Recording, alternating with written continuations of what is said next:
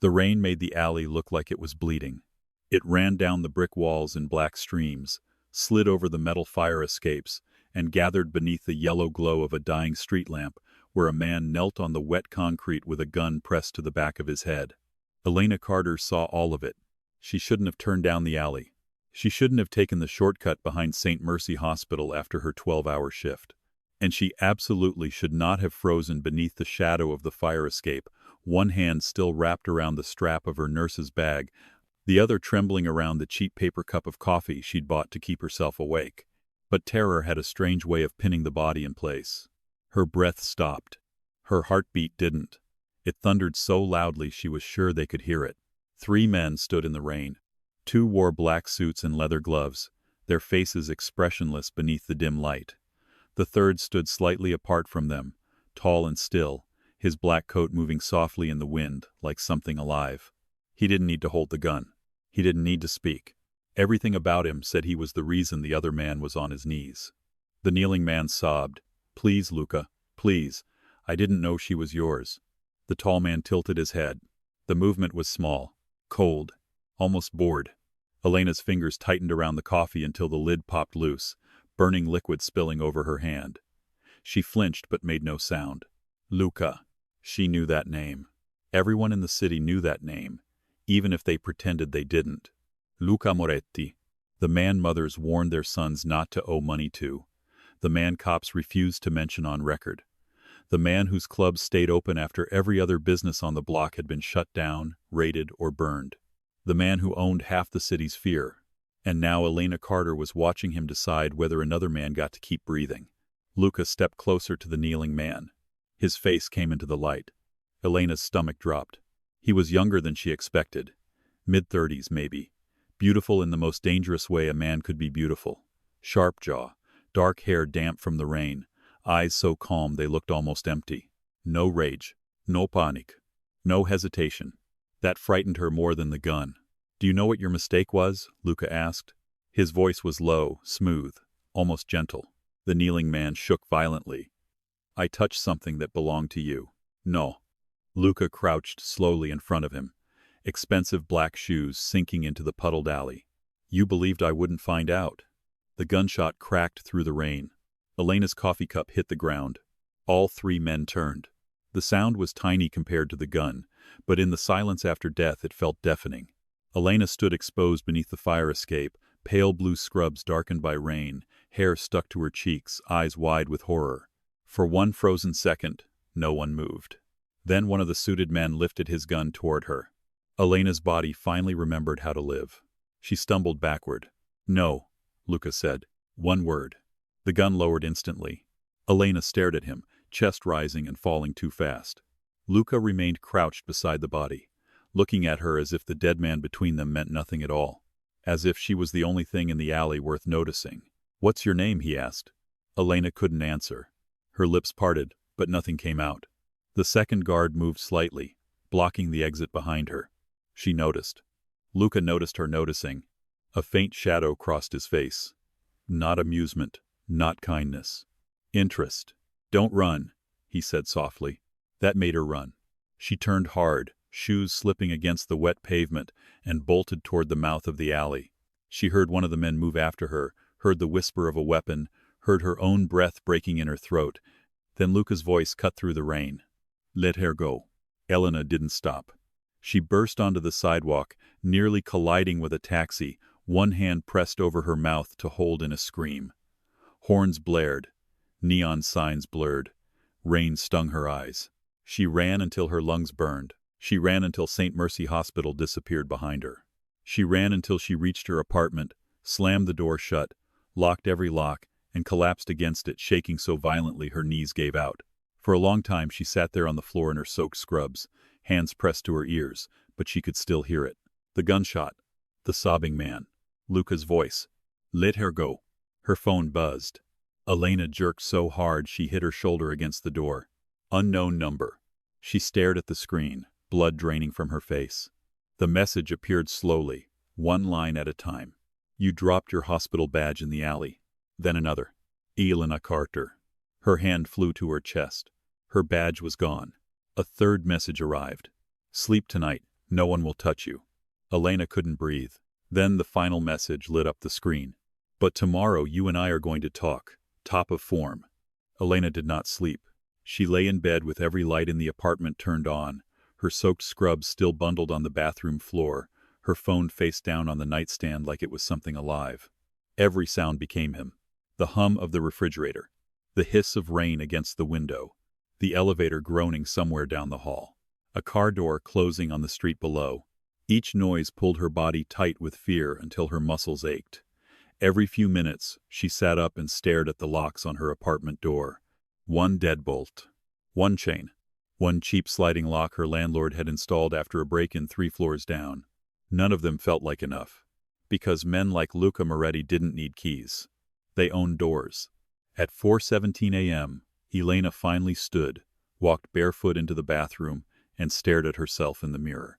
She looked like a ghost pretending to be a person. Dark circles beneath her eyes. A small red burn mark across the back of her hand where the coffee had spilled. Rain-dried hair tangled around her face, lips pale from hours of biting them shut. Her hospital badge was gone. The little plastic square that said Elena Carter, registered nurse. Her job, her name, her proof that she belonged somewhere clean and useful and normal. Now it was in the hands of a man who had killed someone in an alley and then told his men to let her walk away. Elena turned on the sink and shoved her burned hand beneath cold water. The sting made her eyes fill. Not from the pain, from the question she had been trying not to ask. Why did he let me live? She had seen his face. She had heard his name. She had watched the exact moment his world swallowed a man whole. And still Luca Moretti had looked at her and said, "Let her go." Her phone buzzed from the bedroom. Elena froze. The water ran over her hand. Again, the phone buzzed. She turned it over with 2 fingers as if it might explode. Unknown number. No message. A call. Her breath locked in her throat. It rang until it stopped. Then a text appeared. "Don't be late for your shift." Elena stared at the screen. Her shift started at 6. Her stomach twisted. He knew that too. She should have called the police. She picked up the phone 3 times. Dialed Nane. Then Eins. Then stopped before the final one every time. What would she say? "Hello, I witnessed Luca Moretti execute a man behind the hospital, but he let me go and now he knows where I work?" The police would ask questions. They would file reports. They would leak her name by accident or on purpose. And then the same men who lowered their guns because Luca told them to would raise them because he no longer did. By 5:32, Elena was dressed in fresh scrubs, her hair tied back with shaking hands, a small pocket knife from her kitchen drawer hidden at the bottom of her bag. It was ridiculous. A butter knife would have made her feel just as safe. Still, she carried it. The hallway outside her apartment was empty when she opened the door. Too empty. The kind of empty that made her feel watched. She moved quickly to the elevator, eyes flicking to every corner, every closed door, every shadow beneath the buzzing fluorescent light. When the elevator doors opened, a man in a black suit stood inside. Elena stopped breathing. He was tall, broad-shouldered, clean-shaven, wearing an earpiece she almost didn't notice. His eyes lowered politely. "Miss Carter." Her fingers tightened around her bag strap. The elevator smelled faintly of expensive cologne and rain. Elena took 1 step back. The man did not move toward her. "Mr. Moretti asked that you get to work safely." Her voice came out thin. "Tell Mr. Moretti I don't need anything from him." The man's expression did not change. "Yes, ma'am." He stepped out of the elevator and held the door open for her. Elena stared at him. Then at the open elevator. Then at the stairwell door at the end of the hall. The stairwell could have another man waiting inside. So could the lobby. So could the street. That was the worst part. After last night, everywhere felt like it belonged to Luca before it belonged to her. She walked into the elevator. The man did not follow. He only pressed the lobby button from the outside, then let the doors close between them. Elena stood alone in the mirrored box, staring at her own reflection. There was a tiny smear of dried blood on the sleeve of her jacket. Not hers. She didn't know when it had gotten there. By the time she reached the lobby, her pulse was so loud she barely heard the doorman mumble good morning. Outside, the city was still wet and gray. A black car waited at the curb. No taxi sign. No rideshare sticker. Just tinted windows and silence. Elena walked past it. The rear window rolled down. A different man sat behind the wheel. "Hospital?" he asked. Elena kept walking. The car rolled slowly beside her. "Miss Carter, it's raining." "I noticed," Mr. Moretti said. Elena turned so sharply the man stopped speaking. "Tell Mr. Moretti," she said, voice trembling but hard, "that I am not one of his employees, one of his debts, or one of his frightened little secrets. I'm going to work." "Alone." The driver looked at her for a moment. Then his gaze shifted behind her. Elena turned. Across the street, beneath the awning of a closed bakery, another suited man stood with his hands folded in front of him, watching, not threatening, not hiding, guarding. Her anger cracked just enough for fear to slip back in. The driver said quietly, "You were alone last night. That nearly got you killed." Elena swallowed. The words landed exactly where he meant them to. She turned away and walked faster. The car did not follow, but the man across the street did. Always half a block behind. Always far enough that no one else would notice. Always close enough that Elena couldn't forget. St. Mercy Hospital was already awake when she arrived. Ambulances screamed into the emergency bay. Nurses rushed through automatic doors. A man with a bleeding forehead cursed at the vending machine. Somewhere inside, a child was crying. Normal chaos. Human chaos. Elena had never been so grateful for fluorescent lights and overworked doctors. For the first hour, work saved her. She cleaned wounds, changed IV bags, checked vitals, argued with a drunk patient who kept trying to remove his neck brace. She moved through tasks on instinct, grateful for anything that required her hands and not her thoughts. But then she entered Trauma Room 3 and saw blood on the floor. Just a little. A thin red arc where someone's shoe had dragged through it. Her stomach folded. The alley came back. The kneeling man. The gun. Luca crouching in the rain as if death was no heavier than a cigarette ash. "Elena." She flinched. Dr. Mason stood behind her, silver hair messy, glasses sliding down his nose. "You okay?" She forced herself to nod. Long night. He studied her a second too long. Dr. Alan Mason had known Elena since her first year at St. Mercy, when she was still nervous enough to apologize to hospital beds after bumping into them. He was the closest thing she had to family in the city, which was exactly why she couldn't tell him. People who knew too much became leverage. "I'm fine," she said. His eyes moved to the burn on her hand. "That doesn't look fine. Coffee. At 4 in the morning?" Elena tried to smile. It failed. Before he could ask another question, the nurse's station erupted with noise. A woman had collapsed in the waiting room. Elena turned quickly, thankful for the interruption, and ran. By noon, exhaustion had started to blur the edges of her fear. By 2, she almost convinced herself the messages were intimidation and nothing more. By 3, she found her hospital badge clipped neatly to the inside of her locker. Elena stood in the staff room staring at it. Her name. Her photograph. Dry. Clean. Placed exactly where she would find it. Beside it sat a folded white card. No envelope. No signature. Just 4 words written in black ink. "You are being watched." Her knees weakened. The staff room door opened behind her. Elena spun, pressing the card to her chest. It was Nora, another nurse, holding a protein bar between her teeth and scrolling on her phone. "You look like you saw a corpse," Nora said through the wrapper. Elena slipped the card into her pocket. Bad shift. Every shift is a bad shift.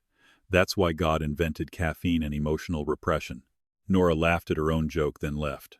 Elena didn't move until the door clicked shut. She went to the nearest trash can and almost threw the card away. Almost. Instead, she folded it smaller and buried it inside her bag. By sunset, the hospital windows turned dark enough to reflect the hallway lights. Elena saw herself in every glass panel moving quickly, shoulders tight, face too pale. At 7:40 p.m., she finished her shift. At 7:43, her phone buzzed. Unknown number. Side entrance. Not the front. Elena's throat went dry. She typed back before fear could stop her. "Leave me alone." The response came immediately. "I did. Last night." Her fingers hovered over the screen. Then another message. "Now I need to know what you're going to do with what you saw." Elena locked the phone and shoved it into her pocket. She took the front exit. The lobby was crowded. Families, patients, security guards, paramedics, witnesses. Safety in numbers. She stepped through the sliding doors into cold evening rain. And stopped. Across the street, a black car waited under the hospital lights. This time the rear door was open. Luca Moretti stood beside it. No blood on him now. No rain-soaked alley shadows. Just a black tailored coat, dark hair brushed back, and that same calm, unreadable face. The city moved around him like it was afraid to touch him. Elena's body went cold. He saw her. Of course he saw her. His eyes locked onto hers across 4 lanes of traffic, through the rain, through the noise, through every fragile lie she had told herself about surviving this. He didn't wave. He didn't smile. He simply waited. A bus passed between them, blocking him from view. For one brief second, Elena considered running back inside. When the bus cleared, Luca was already crossing the street. Cars slowed for him. Not because of the light. Because even traffic seemed to understand who he was. Elena backed up 1 step. Luca stopped 2 feet away from her. Close enough that she could smell rain on his coat. Close enough to see the faint bruise near his knuckles. Close enough to understand that the monster from the alley had a heartbeat, and for some reason it was steady. "Elena Carter," he said quietly. Her voice shook. "You need to stop saying my name." His gaze dropped for half a second to her trembling hands. Then returned to her face. "I need 10 minutes. You killed a man." Yes. No denial. No hesitation. The honesty hit harder than a lie. Elena looked around desperately. People moved past them, heads down beneath umbrellas, unaware that danger was standing right beside her in a black coat. "I should scream," she whispered. Luca's eyes darkened. "You could." Her pulse jumped. "But before you do," he continued, voice low, "you should know something." A car horn blared somewhere behind him. Rain slid down his temple. Elena hated that he looked less like a criminal in that moment, and more like a man carrying a secret heavy enough to bend the world around him. "What?" she asked. Luca leaned closer, not touching her. His voice dropped until it was meant only for her. "The man I killed last night wasn't begging because he feared death." Elena swallowed. "He was begging because he knew what he had done to you." Her breath stopped. The hospital noise faded. The rain faded. Everything narrowed to Luca's face. "What are you talking about?" For the first time since she had seen him, something changed in his expression. Not softness, not pity. Something colder. More dangerous. Protective in the most terrifying way. Luca opened the rear door of the black car. Inside, on the leather seat, lay a folder. On top of it was a photograph. Elena looked down and saw herself. Not from last night. Not from the hospital. The photo showed her outside her apartment building 3 weeks ago, wearing a gray hoodie, holding groceries, completely unaware someone had been watching from across the street. Her blood turned to ice. Luca's voice moved through the rain beside her. "Get in the car, Elena." She couldn't look away from the photograph. "Because before sunrise, the men who were hunting you will realize I let you live." Elena did not get in the car. Her body leaned toward it for half a second, pulled by fear, by the photograph, by the folder waiting on the leather seat like a coffin full of secrets. Then something inside her snapped. She stepped back from Luca so fast, her shoulder hit the glass wall of the hospital entrance. "No." Luca's expression didn't change, but the air around him did. The driver looked at him through the windshield. 2 men across the street stopped pretending they were not watching. Elena saw all of it and hated that she saw all of it. His world was not chaotic. It was organized. Obedient. Built around silent men waiting for one movement from him. Luca kept his hand on the open car door. "Elena." "No." Her voice was louder now, shaking but sharp. "You don't get to show up outside my hospital, throw some creepy photo at me, and tell me to get into your car like I'm supposed to obey you." Rain collected on his eyelashes. He stared at her, as if she had done something unexpected. "Good. Let him be surprised." "You think I'm afraid of you?" she asked. His eyes lowered slightly. "You are." The quiet answer made her throat tighten. Elena hated him for being right. She hated the way her hands trembled, the way her pulse battered against her ribs, the way every instinct screamed at her to run while another, darker instinct whispered that standing near him was somehow safer than walking away. "I'm not going anywhere with you," she said. Luca closed the car door slowly. Not angrily. That was worse. Men like him didn't need anger to be dangerous. "Then we talk here." "No, we don't talk at all." She turned toward the hospital doors. Luca's voice followed her, calm and merciless. "Trevor Kane." Elena stopped. The name hit her spine like ice. She hadn't heard it in 6 months. Not spoken aloud. Not like that. Her fingers curled around the strap of her bag. Luca moved closer. but not close enough to touch her. You remember him? Elena turned slowly. The rain blurred her vision, or maybe that was the sudden pressure behind her eyes. Why do you know that name? Because the man from the alley worked for him. For one suspended moment, the city seemed to tilt. Trevor Kane. Debt collector. Predator. In a cheap suit. The kind of man who smiled while explaining how interest worked, who knocked on doors after midnight, who spoke softly so neighbors wouldn't hear the threats. Her father had borrowed money before he died. Not from a bank. From men who knew grief, made people desperate, and desperation made people careless. Elena had inherited the debt like a disease. For 2 years she had paid whatever she could whenever she could. Double shifts, night shifts, holidays. She skipped meals, wore the same winter coat until the lining tore, stopped answering numbers she didn't recognize. Then 6 months ago, Trevor Kane came to her apartment. He didn't hit her. That would have been easier to explain. He walked inside without permission, looked around like he was pricing her life, picked up a photo of her mother from the shelf, and said, "Pretty women in your family don't seem to last long." After that, Elena moved. Changed her number. Changed her route to work.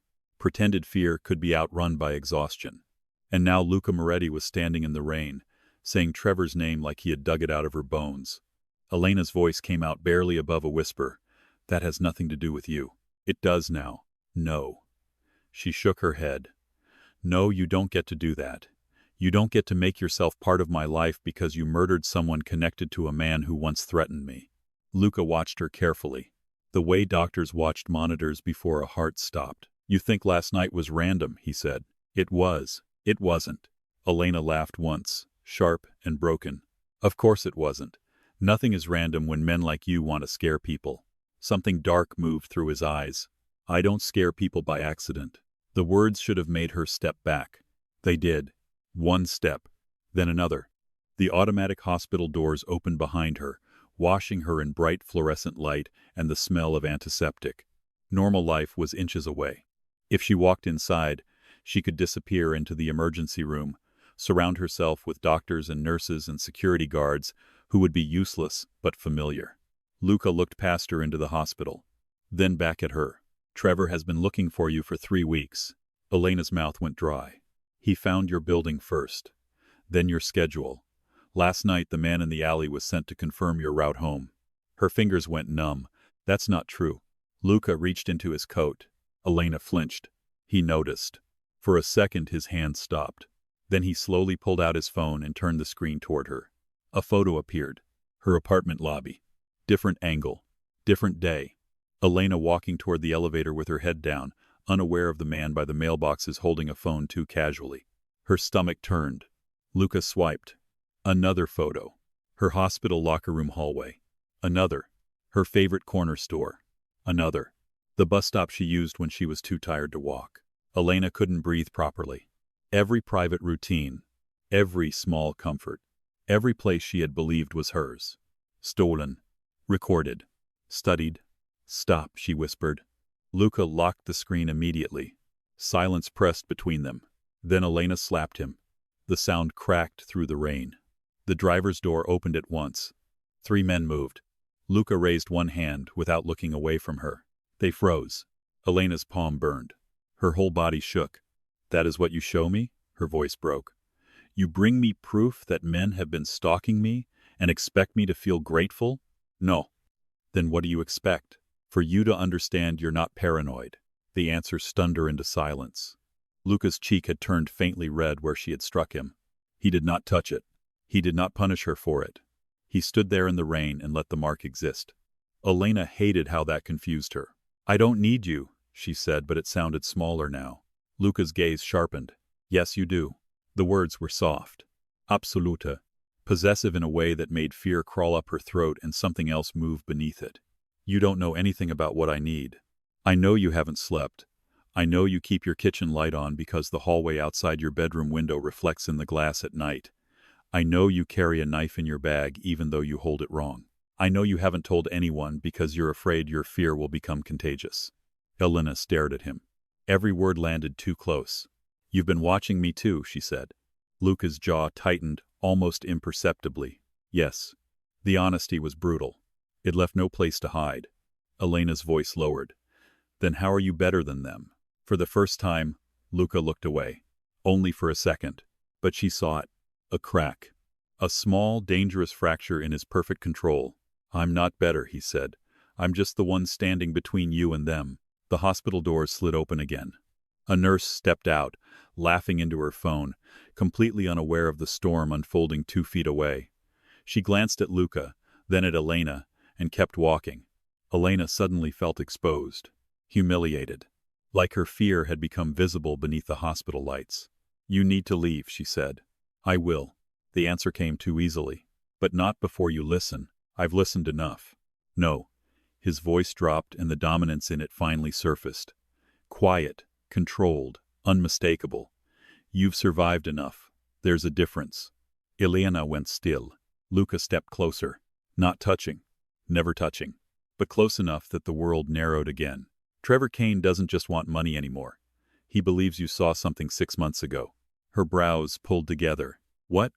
Luca studied her face, as if searching for the memory himself. The night he came to your apartment.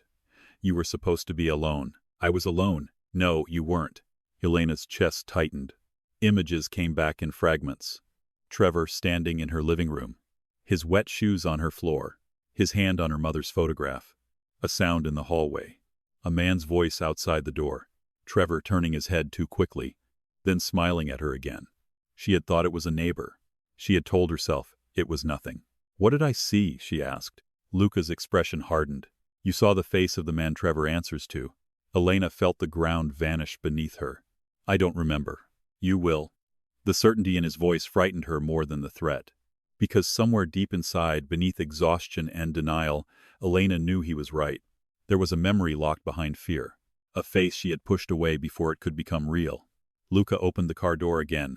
This time, he didn't command her. He didn't say, get in.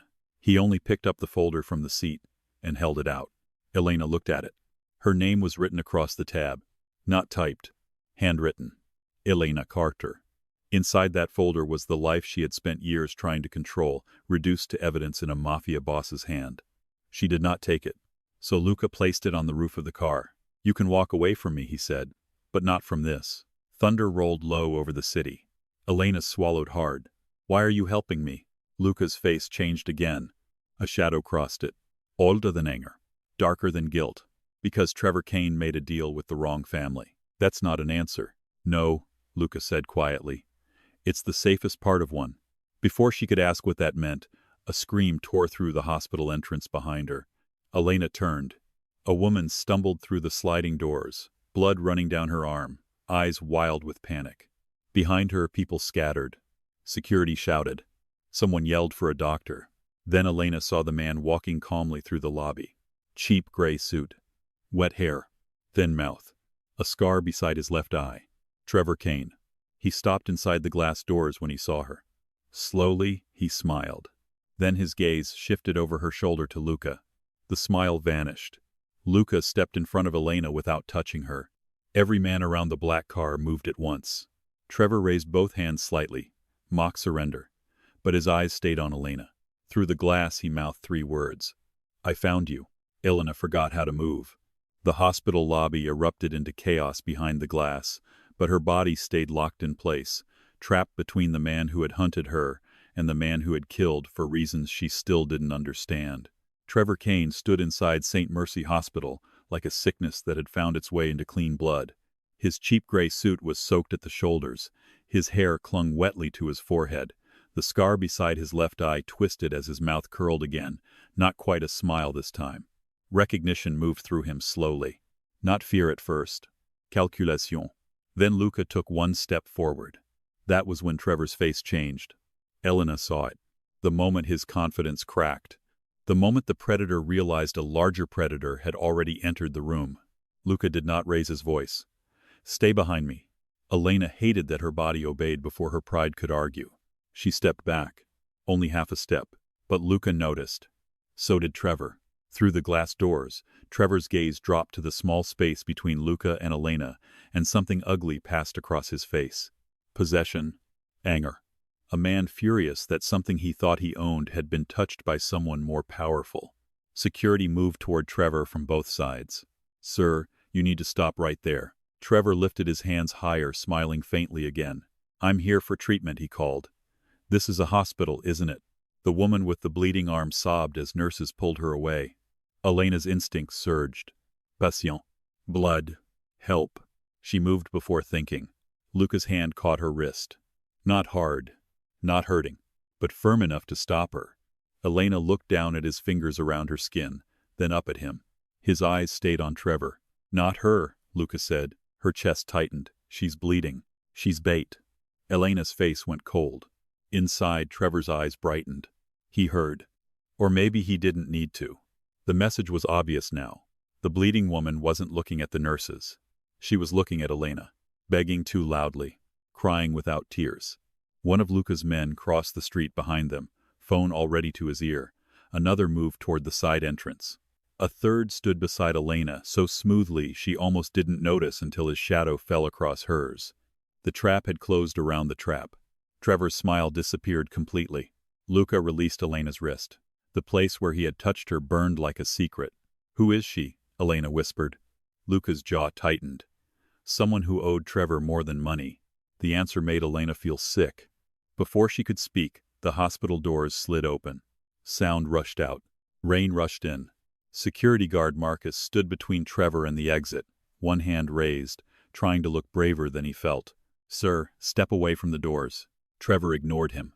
His eyes never left Elena. Miss Carter, he called softly. Her stomach clenched. Luca went still. Not tense. Still.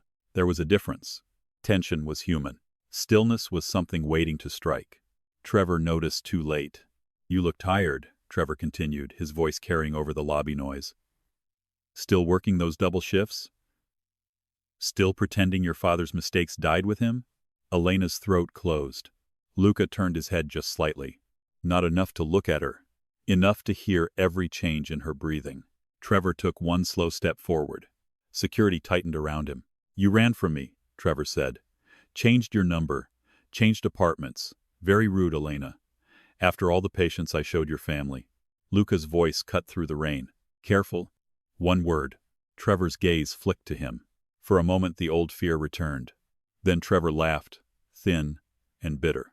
Well, so the rumors were true. Elena looked at Luca. What rumors? Luca did not answer. Trevor's grin sharpened. Oh, he didn't tell you? Luca's men shifted. The air changed. Even the rain seemed to quiet. Elena felt it then. Not just danger. A secret standing between them. Trevor looked delighted. That's beautiful, he said. Really. The great Luca Moretti, standing in the rain like a bodyguard for a woman who doesn't even know why. Elena stepped sideways, trying to see Luca's face. He didn't let her. His body remained between them. Trevor, Luca said, voice low. Walk away while you still have legs to walk on. Trevor smiled wider. Can't. Orders. From who? Trevor's smile faltered, but only for a second. You know who. Luca's expression darkened. The temperature seemed to drop around him. Elena felt suddenly, violently certain that everyone in that lobby was closer to death than they understood. Trevor reached slowly into his jacket. Guns rose everywhere. Security shouted. People screamed. Elena grabbed Luca's sleeve without thinking. His hand covered hers instantly, pinning it there against his arm as he looked at Trevor. Don't, Luca said. Trevor froze. Then, with exaggerated care, he pulled out a small envelope and held it up. Relax, he said. No weapons, just a message. One of Luca's men crossed the lobby and took it from him, checking it before bringing it out to Luca. The envelope was white, clean, dry despite Trevor's soaked suit. Luca stared at it. For the first time, Elena saw hesitation. It lasted less than a second, but she saw it. Luca opened the envelope. Inside was a photograph. He looked at it. His face changed. Not dramatically. Luca Moretti did not give anyone the satisfaction of drama. But Elena felt the change through the sleeve she still held. A hardening. A wound sealed badly and torn open again. What is it? She whispered. Luca slid the photograph back into the envelope. Too late. Elena had already seen enough. A woman. Dark hair. Hospitalbil. Palefazi. A younger Luca standing beside her, his hand wrapped around hers, his expression stripped of every dangerous mask he wore now. Elena stared at him. The woman in the photo looked almost like her. Not identical. Not enough to be a twin, but enough. Dark hair, soft mouth, similar eyes, the same fragile shape to the face when exhausted. Her fingers loosened from his sleeve. Luca felt it. He looked down at her hand as it slipped away. Trevor watched with open satisfaction. There it is, he said softly. She sees it now. Elena backed away from Luca. Rain slid down her face. You knew me before the alley, she said. Luca turned to her. Elena, you didn't just find out Trevor was following me. His silence answered before he did. Her stomach dropped. You were watching me because of her. The words hurt in a way Elena hadn't expected. She barely knew him. She should have felt relief. This was simple now. Ugly, but simple. She wasn't special. She wasn't protected. She was a resemblance. A ghost with a pulse. Luca's eyes sharpened. That is not what this is. No? Her voice cracked. Then what is it? Trevor laughed.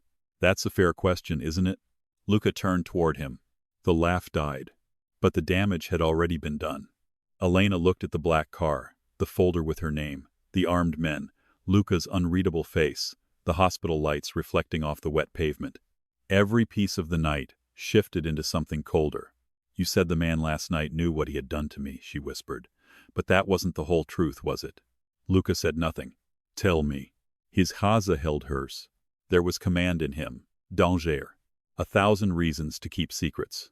But there was something else too. Regret. That frightened her most. Elena, he said quietly, the man I killed last night helped Trevor identify you. Her breath caught. Why?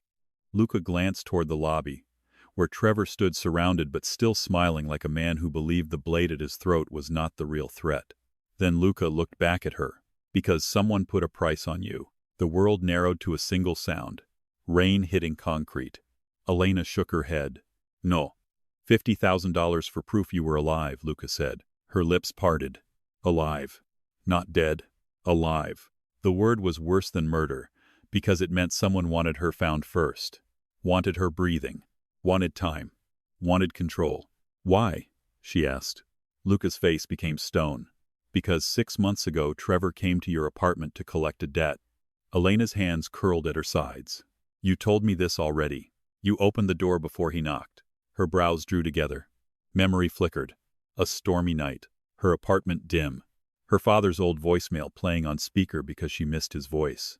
A knock that hadn't come yet. No, not a knock. A sound outside. A man speaking. Her hand on the door chain. Her eye to the crack. Luca's voice lowered. You saw a man in the hallway with him. Elena pressed her hand to her mouth. The memory resisted. Her mind had buried it under fear, rent notices, hospital shifts, and unpaid debt. But now the pieces rose. Trevor's voice outside her apartment. Another man replying. Not English at first. Italian. Then one sentence she had understood because fear made every word sharp. She looks enough like her. Elena's knees nearly buckled. Luca moved toward her. She stepped back. Don't. He stopped instantly. Trevor's voice floated from the lobby, cruel and pleased. She's remembering. Luca didn't look away from Elena. Tell me what you remember. Her breath came too fast. I don't know. Yes, you do. No, I don't. Elena. His voice softened around her name. Not gentle. Never gentle. But steadier than the terror breaking through her. She hated that it helped. She closed her eyes. The hallway. Trevor outside. Another man half hidden behind him. Expensive shoes. A black umbrella dripping on the carpet. A gold ring. Not a wedding ring. A signal ring. A snake wrapped around a cross. Elena's eyes opened. Luca saw it immediately. What? She swallowed. A ring. Every man around Luca seemed to still. Trevor's face lost color. Luca's voice went quiet enough to be terrifying. What kind of ring? A snake, Elena whispered, wrapped around a cross. No one spoke. No one moved. Then Luca turned toward Trevor, and Elena finally understood what real fear looked like. It was not the kneeling man in the alley. It was not herself shaking in the rain. It was Trevor Kane staring at Luca Moretti after hearing her describe that ring. Because the name attached to it meant death. Luca walked through the sliding hospital doors. Security tried to stop him. One look from Luca's men ended the attempt. Trevor backed up. Luca, he said quickly, listen to me. Luca kept walking. I was following orders. I know. Trevor swallowed. Then you know this is bigger than me. I know. Then you also know killing me won't stop it. Luca stopped inches away from him. His voice was calm. That's why I'm not going to kill you here. Trevor's relief lasted half a second. Luca leaned closer and said something Elena couldn't hear. Whatever it was made Trevor's legs weaken. Then Luca turned and walked back out into the rain. His men moved in behind Trevor, not grabbing him, not yet, only surrounding him with quiet certainty. Elena stood frozen beneath the hospital lights. Luca stopped in front of her. Now there was no mask between them. Only the truth he had tried to delay. The ring belongs to Vittorio Moretti, he said. Elena stared at him. The last name struck first. Moretti. Her voice came out faint. Your family? Luca's eyes were black with restrained fury. My uncle. Rain slid between them like a curtain. Elena shook her head slowly. Why would your uncle want proof that I'm alive? Luca looked at the envelope in his hand. The photograph of the woman who looked too much like her. Then he looked back at Elena. Because the woman in that picture wasn't just someone I loved. His voice dropped. She was the last woman who saw Vittorio betray my father. Elena's heart slammed once. Luca stepped closer, his expression carved from grief and violence. And 20 years ago she disappeared from a hospital with a newborn daughter no one was supposed to know existed. Elena stopped breathing. The rain, the hospital, Trevor, the armed men, everything vanished.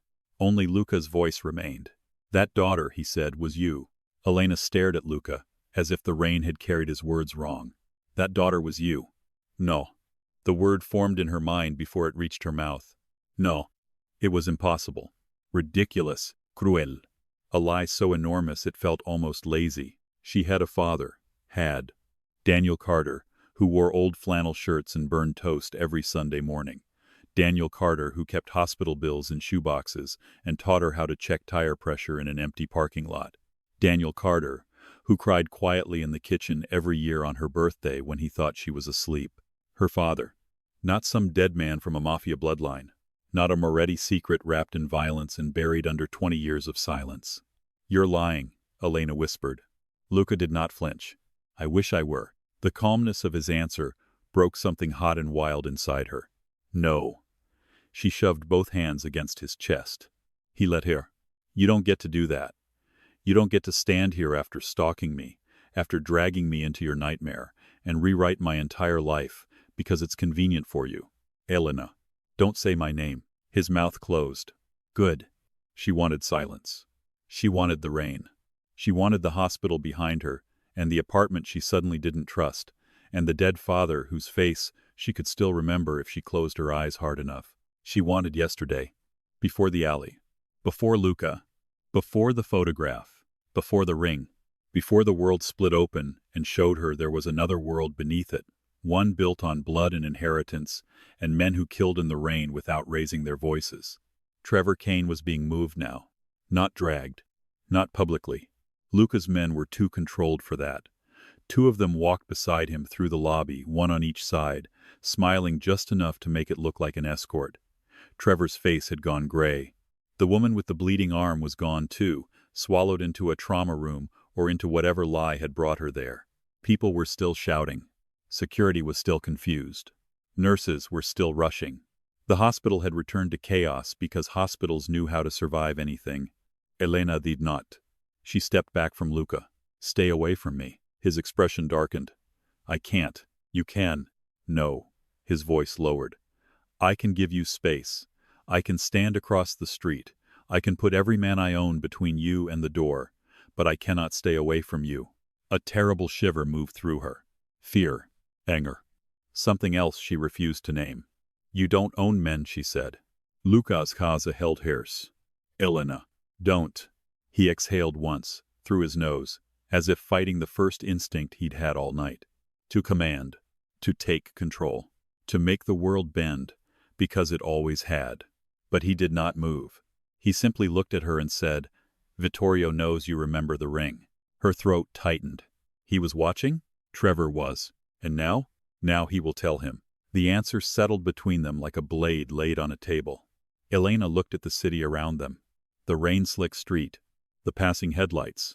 The hospital sign buzzing white and red against the night. Every shadow suddenly had a name. Every stranger had a face she didn't trust. You said he wanted proof I was alive, she said. Luca nodded. Why now? Because your father died. The words struck harder than she expected. Your father. Not Daniel. Not the man who raised you. Your father.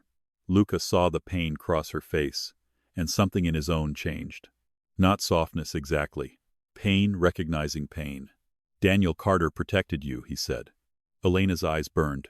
Don't talk about him. He kept you hidden for 20 years. I said don't. He died 6 months ago. Her breath shook. That's when Trevor came to collect a debt Daniel never owed. Elena went still. Rain dripped from the ends of her hair. What? Luca took one careful step closer. This time, she did not step back. Your father didn't borrow money from Trevor Kane. The city sound faded around her. No, she whispered. He did. I saw the papers. I paid. They were forged. The words landed slowly, cruelly. Elena, the debt was bait. Trevor was sent to flush you out after Daniel died. He didn't come for money. He came to see whether the girl Daniel Carter raised was the same child Vittorio lost 20 years ago. Her hand found the hospital wall behind her. Cold glass. Hard surface. Something real. She needed something real. All this time, she said, barely audible. Luca's jaw tightened. All this time I was paying him? Yes. To stop him from hurting me? Yes. But he was always going to? Luca's silence answered. A laugh broke out of her, thin and airless. She covered her mouth, but it escaped anyway, a sound too close to sobbing to be anything else. Of course. Of course the debt was fake. Of course her suffering had been paperwork with teeth. Of course every double shift, every skipped meal, every night she lay awake calculating rent and interest and fear had been designed by men who didn't even need the money. She looked at Luca. You knew? No. When did you know? 3 weeks ago. The same 3 weeks Trevor had been watching her. Elena's face hardened. And you didn't tell me. I didn't know who you were then. But you watched me. Yes. Because I looked like her. His eyes flashed. No. Don't lie to me now. I started watching because of the resemblance. His voice sharpened, honest enough to hurt. I stayed because every report I received made it clear someone was closing in on you. Elena swallowed hard. And the woman in the photograph? Luca's expression changed again. The mask returned too late to hide what lived beneath it. Isabella. He said the name like it had once been a prayer and was now a wound. Was she my mother? The question came before Elena could stop it. Luca looked at her for a long moment. No. The relief was so sudden, it nearly made her dizzy. Then guilt followed. Relief for what? That the dead woman was not her mother? That the man standing before her had not loved the woman who gave birth to her? That this horror had one fewer impossible layer? Luca continued, quieter now. Isabella was my father's second wife. She discovered Vittorio was working with our enemies. She tried to warn my father. That night, there was an ambush. My father died. Isabella survived long enough to reach a hospital. Elena's breathing slowed, unwillingly drawn into the story. What does that have to do with me? Because she wasn't alone. A cold ripple moved down Elena's spine. A nurse helped her. Luca's eyes locked onto hers. A young woman named Marianne Vale. Elena's lips parted. She knew the name. Not well. Not from memories. From a box Daniel Carter kept in the top of his closet. A folded birth certificate. A hospital bracelet. One photograph of a woman sitting in sunlight, smiling towards someone outside the frame. On the back written in blue pen, Marianne. Daniel had told Elena she was her mother. He said she died when Elena was too young to remember. He said some losses were too big for stories. Elena had never pushed because Daniel looked destroyed every time she asked. My mother, she said. Luca nodded once. Marianne worked at the hospital where Isabella was taken. She overheard what Isabella said before she died. Names, accounts, betrayals, evidence Vittorio had sold my father to his enemies. Elena gripped the strap of her bag until her fingers hurt. And me? You were born that same night. The rain seemed colder now. Marianne had just given birth. She understood what Isabella's confession meant. She understood Vittorio would kill anyone who heard it, so she disappeared before he could find her. With me? Yes. Elena shook her head slowly. No, Daniel. Daniel Carter was the ambulance driver who helped her leave. Her chest caved inward. A memory flickered. Daniel laughing in an old photograph beside an ambulance. A patch on his jacket. Saint Mercy. She had never asked why he quit. She had never wondered why he hated hospitals but brought her soup every time she got sick during nursing school. Elena, Luca said carefully, Daniel raised you because Marianne died running. Her vision blurred. She died? Yes. When? 2 days after leaving the hospital. Elena pressed her hand against her stomach. The grief was strange, old and new at once. She had spent her life mourning an outline. Now the outline had blood, movement, choice. A woman who had run with a newborn in her arms because powerful men wanted silence. How? Elena asked. Luca looked away. That was answer enough. Elena's voice trembled. How? Car off the road outside Trenton. Officially an accident. Officially. Luca's eyes returned to hers. Daniel survived. You survived. Marianne did not. Elena turned away from him, one hand pressed over her mouth. For several seconds she couldn't hear anything but her own breathing. Her mother had not abandoned her. Her father had not lied because he was ashamed. Her whole life had been a hiding place, built by 2 ordinary people who had stood against men like Luca's uncle and paid for it. Daniel Carter had not been weak. He had not left her with debt. He had not made mistakes that ruined her. He had protected her until his body gave out. The first sob hit without warning. Elena folded forward, trying to swallow it, but it tore through her anyway. Luca moved, then stopped himself. She saw it from the corner of her eye. His hand lifted, then curled into a fist at his side. For once, he did not take. He waited. That nearly undid her more than if he had touched her. I can't be here, she said. Her voice barely worked. I need to go home. You can't go home. She closed her eyes. Of course, even grief had rules now. I need to get my things. I'll send someone. No. She turned on him sharply. No more men in my apartment, no more strangers touching my life. Luca's gaze hardened. Then I go with you. Absolutely not. Elena. I said no. A muscle flickered in his jaw. The old Luca surfaced. The boss. The man who had built power out of obedience. Your apartment is compromised. My entire life is compromised. Yes, he said, voice cutting through the rain. That is exactly why I am not letting you walk into it alone. Letting me? The words snapped like a match. Luca heard it. Too late. Elena stepped closer, fury burning through the shock. You do not let me do anything. You do not decide when I move, where I sleep, who I trust, or what truths I can handle. I don't care how many men lower their guns when you speak. I am not one of them. For a moment, he looked almost angry. Then something in his expression shifted. Respect, maybe. Or frustration forced to kneel. You're right, he said. Elena blinked. She had expected command. Not surrender. He continued. I don't get to decide your life. No, you don't. But I do get to stand between you and the men trying to end it. Her anger faltered. Luca reached into his coat slowly and pulled out a keycard. Black. No logo. He held it between 2 fingers. There's a safe house 3 blocks from here. You can lock yourself in a room. You can hate me from behind the door. You can call the police, doctor, Mason, a priest, whoever you think will help you. But you will not sleep tonight in a building Trevor already photographed. Elena stared at the keycard. And if I refuse? Luca's eyes darkened. Then I follow at a distance and keep every threat away from you until sunrise. That's stalking. That's protection. It's control. It can be both. The honesty startled her again. He didn't dress violence as virtue. He didn't pretend he was good. That made him more frightening. And somehow more impossible to dismiss. Elena looked at the hospital doors. Her coworkers moved inside, unaware that her life had just been taken apart piece by piece in the rain. She thought of Nora laughing with a protein bar in her teeth. Dr. Mason noticing the burn on her hand. Patients calling her nurse because that name still made sense to them. Then she thought of Trevor smiling through the glass. I found you. Her hand rose slowly. She took the keycard. Luca's fingers brushed hers for less than a second. The contact was brief. Electric. Wrong.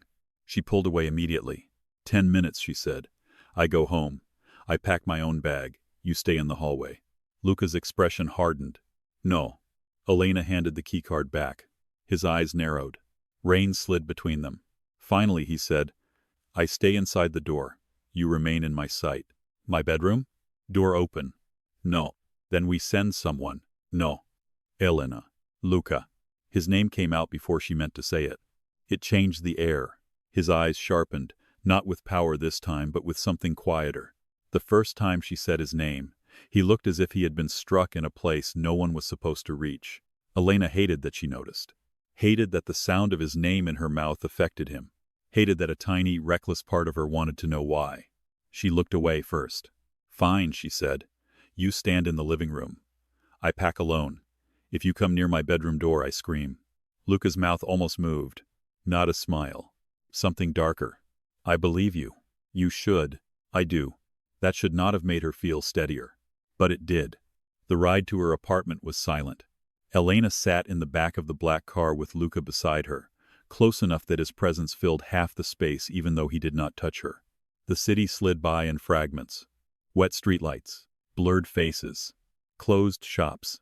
A police cruiser parked beside a diner, useless and ordinary. Luca's men followed in 2 cars behind them. Elena saw their headlights every time they turned. Her life had become a procession. She stared out the window, arms folded tightly across her chest. On the leather seat between them sat the folder with her name. She hadn't opened it. She didn't know if she ever could. Luca did not force it. That was becoming the worst thing about him. The restraint. The way he could have ordered the world around her into submission but seemed determined, with visible effort, not to order her. "You loved her," Elena said suddenly. Luca did not ask who. "Yes. Isabella." "Yes. What was she to you?" His gaze stayed on the window. "When my mother died, Isabella was the only person in that house who remembered I was still a child." Elena turned slightly. "She raised you?" "In the ways that mattered." There was no sentiment in his tone, only fact. That made the grief heavier. "How old were you when she died?" 17. Elena looked down at her hands. 17. Old enough to remember everything. Too young to survive it untouched. "You thought I was connected to her," she said. "I knew you were connected to that night. But not how." "No." "And now?" His eyes shifted to her. "Now I know you're the reason your mother ran. The reason Daniel hid. The reason Vittorio never stopped searching." Elena tried to swallow. It hurt. "I'm nobody." Luca's gaze moved over her face. Slow. Quiet. Disbelieving. "No," he said. "That is what they needed you to believe." The car stopped outside her apartment building. Elena's stomach tightened instantly. The lobby looked the same. That was what frightened her. Same flickering light. Same cracked tile. Same dusty fake plant near the mailboxes. Same place she had carried groceries, paid rent late, cried in the elevator, lived an ordinary life under extraordinary lies. Luca stepped out first. His men moved before Elena's door opened. One entered the lobby. Another checked the stairwell. Another remained near the street. No one spoke. It was terrifyingly efficient. Elena got out slowly. The rain had thinned to mist. She clutched her bag against her side and walked inside. The doorman wasn't there. "He's usually here," she whispered. Luca heard. His entire body changed. Not visibly to most people. But Elena had already learned to read the weather of him. The temperature dropped. He touched 2 fingers to his ear. "Find the doorman." Elena's pulse jumped. The elevator arrived empty. Luca stepped in with her. The ride up felt endless. Floor 2. 3. 4. Her reflection stood beside his in the mirrored wall. She looked pale and breakable. He looked like violence dressed in black wool. At the 6th floor, the elevator doors opened. Her hallway stretched ahead, fluorescent lights buzzing faintly. Nothing moved. Her apartment door was closed. Elena exhaled shakily. Then she saw it. A white envelope taped to the center of her door. Her name written across it. Elena Carter. Her heart stopped. Luca moved in front of her so fast she barely saw him do it. One of his men came up the stairwell behind them, gun low at his side. Luca reached for the envelope. Elena grabbed his sleeve. "Don't." He looked back at her. For a moment neither moved. Then he said quietly, "Stay behind me." This time Elena did. Luca removed the envelope and opened it. Inside was a single photograph. He looked at it. His face went blank. That blankness terrified her now, because she understood it was not emptiness. It was containment. "What is it?" she asked. He didn't answer. Elena stepped around him and snatched the photo from his hand before he could stop her. The image blurred in her trembling grip, then sharpened. Her apartment. Her bedroom. Here, Bill. Taken from inside the room. On her pillow lay her missing hospital badge. The one she had found earlier in her locker. Meaning whoever had taken this picture had been inside before returning it. Under the photo was a message written in black marker. We could have taken her any time. Elena's knees weakened. Luca caught her before she hit the floor. His arms went around her, strong and immediate, one hand at her back, the other gripping her shoulder. For one terrible second, she let herself collapse into him. Let his coat take the shaking.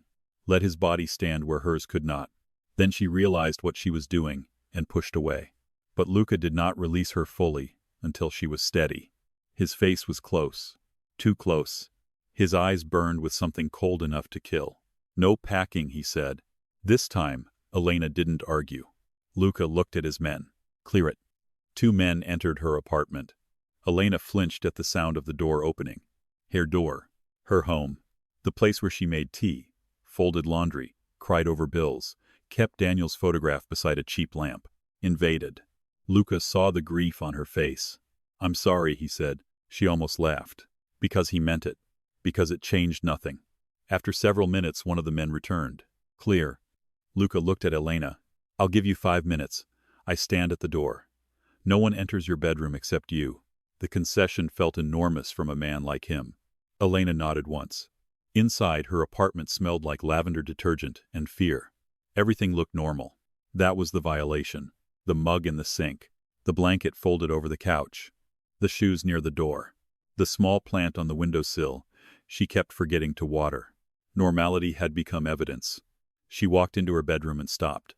Her bed was made. She never made her bed after a morning shift. Her hands shook as she pulled a duffel from the closet. Clothes. Phone charger.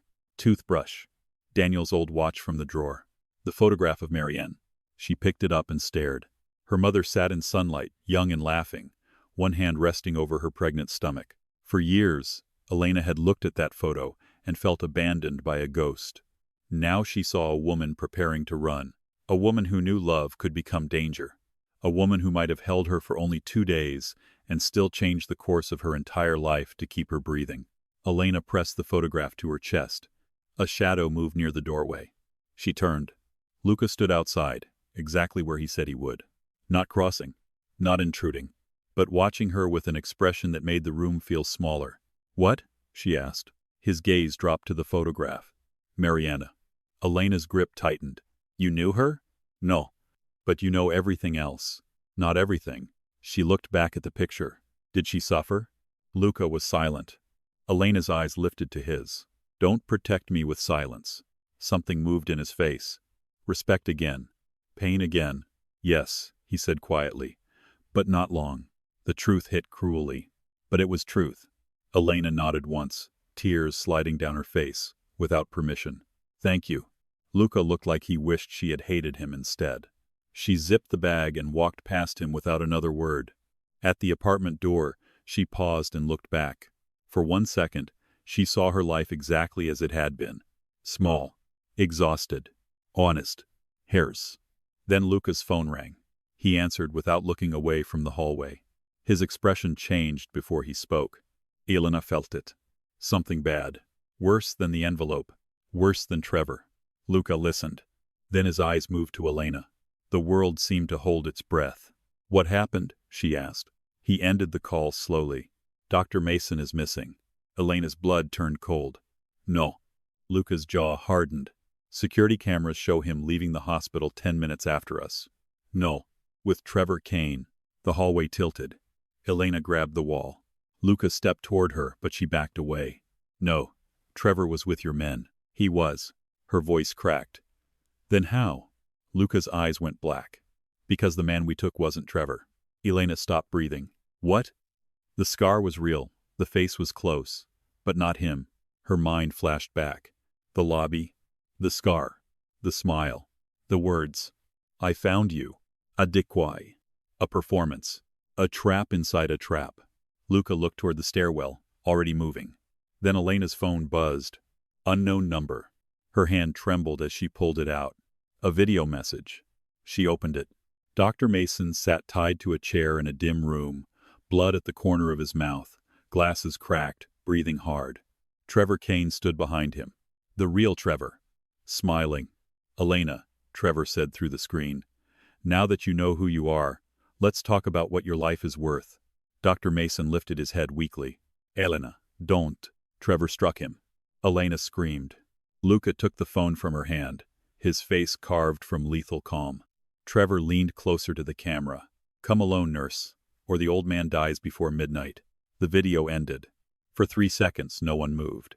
Then Luca looked at Elena, and in his eyes, she saw the war begin. Elena reached for her phone with both hands, but Luca held it above her reach. "Give it back." "No." "Luca, no." His voice was flat, final, merciless, in a way that made everyone in the hallway go still. "You are not calling him. You are not texting him. You are not negotiating with him while you're shaking so hard you can barely stand." Elena slapped his chest with both palms. "Give me the phone." Luca caught her wrists. This time, not gently, not painfully either. Just enough force to stop her from breaking herself against him. Dr. Mason's face was still burning behind her eyes. The blood at his mouth. His cracked glasses. The way he had tried to warn her even while tied to a chair. "Elena, listen to me." "No, you listen to me." Her voice broke into something raw. "That man raised me inside that hospital after my father died. He checked on me when I skipped meals. He covered my shifts when I couldn't afford to be sick. He is not one of your chess pieces." Luca's jaw tightened. "I know. You don't know. I know exactly what hostage means." The words came too quietly. Elena stopped fighting for half a second. Something passed across Luca's face. A memory. Brief. Violent. Then it disappeared beneath the polished black surface of him. His men pretended not to notice. Elena did. "Then you know why I have to go," she whispered. Luca released one of her wrists but kept the other. "No, I know why Trevor wants you to think you do." Her eyes filled with furious tears. "He said come alone. He lied. He'll kill him. He might." Luca's voice did not soften, and somehow that was kinder than false comfort. "But if you go alone, he kills Mason anyway after he gets what he wants." "What does he want?" Luca looked at the phone in his hand. The screen had gone black, reflecting his face like a dark mirror. "You." Elena laughed once, broken and bitter. "That is not an answer. It is the only answer that matters right now." "No, it isn't." She stepped closer. "I'm done being dragged through secrets. I'm done with everyone knowing my life before I do. Trevor wants me because of something from 20 years ago. Your uncle wants proof I'm alive. My mother died running. Daniel hid me. Mason is missing because of me. So stop telling me only the safe parts." Luca's eyes lifted to hers. There was something dangerous in the silence that followed. Not danger toward her, toward the truth. One of his men shifted near the stairwell. "Boss." Luca raised a hand. The man went silent. Elena looked at Luca, breath trembling. "Tell me what I am." The question seemed to cut him deeper than it should have. "You are not a thing. Then why do men keep putting prices on me?" Luca stared at her for another second. Then he turned to his men. "Cars in 2 minutes. Secure the west route. No radios after we leave. Phones stay dark unless I say otherwise." His men moved instantly. Elena grabbed his sleeve before he could walk away. "You are not avoiding this." Luca looked down at her hand, then back at her face. "I'm not avoiding it. I'm deciding where to tell you without standing in a hallway Vittorio has already touched." The name made the air colder. Vittorio. His uncle. The man with the snake wrapped around a cross. The man who had wanted proof she was alive. Elena swallowed. "Where are we going?" "Somewhere even my family thinks no longer exists." The safe house was not 3 blocks away. That had been another lie. Or maybe a smaller truth replaced by a larger emergency. Luca's convoy moved through the city like a shadow with headlights, slipping away from main streets, crossing beneath train lines, passing industrial blocks where old warehouses leaned into the rain like abandoned witnesses. Elena sat beside him in the back seat with Daniel's watch clenched in one hand and Marianne's photograph in the other. She had not cried since the video. The shock had gone too deep for tears. Across from them in the rear-facing seat sat one of Luca's men, a scarred man named Dante, who had introduced himself with only a nod, and then spent the rest of the ride checking ammunition in silence. The folder with Elena's name lay on Luca's lap. He had not opened it. Not until now. He removed a stack of documents and placed them between them on the seat. Birth records, hospital forms, police reports, photographs, all the paper bones of her hidden life. Elena did not touch them. "What did Trevor mean?" she asked. Luca looked at Dante. Dante immediately looked away, as if the rain outside had become fascinating.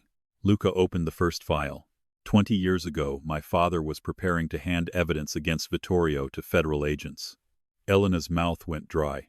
Your father was Mafia too. Yes, but he was turning on his own brother. He was trying to stop him from making an alliance that would have destroyed half the city. With who? Luca's eyes darkened. The Bellandis. Elena recognized the name only because even people who pretended not to know Mafia names knew that one. Belandi meant bodies in rivers. Belandi meant missing witnesses. Belandi meant cops suddenly transferred to other states. My father controlled the docks, Luca said. Vittorio wanted to open them to weapons, trafficking, narcotics. My father refused. Vittorio sold him out. To the Bellandis. Yes. And Isabella found out.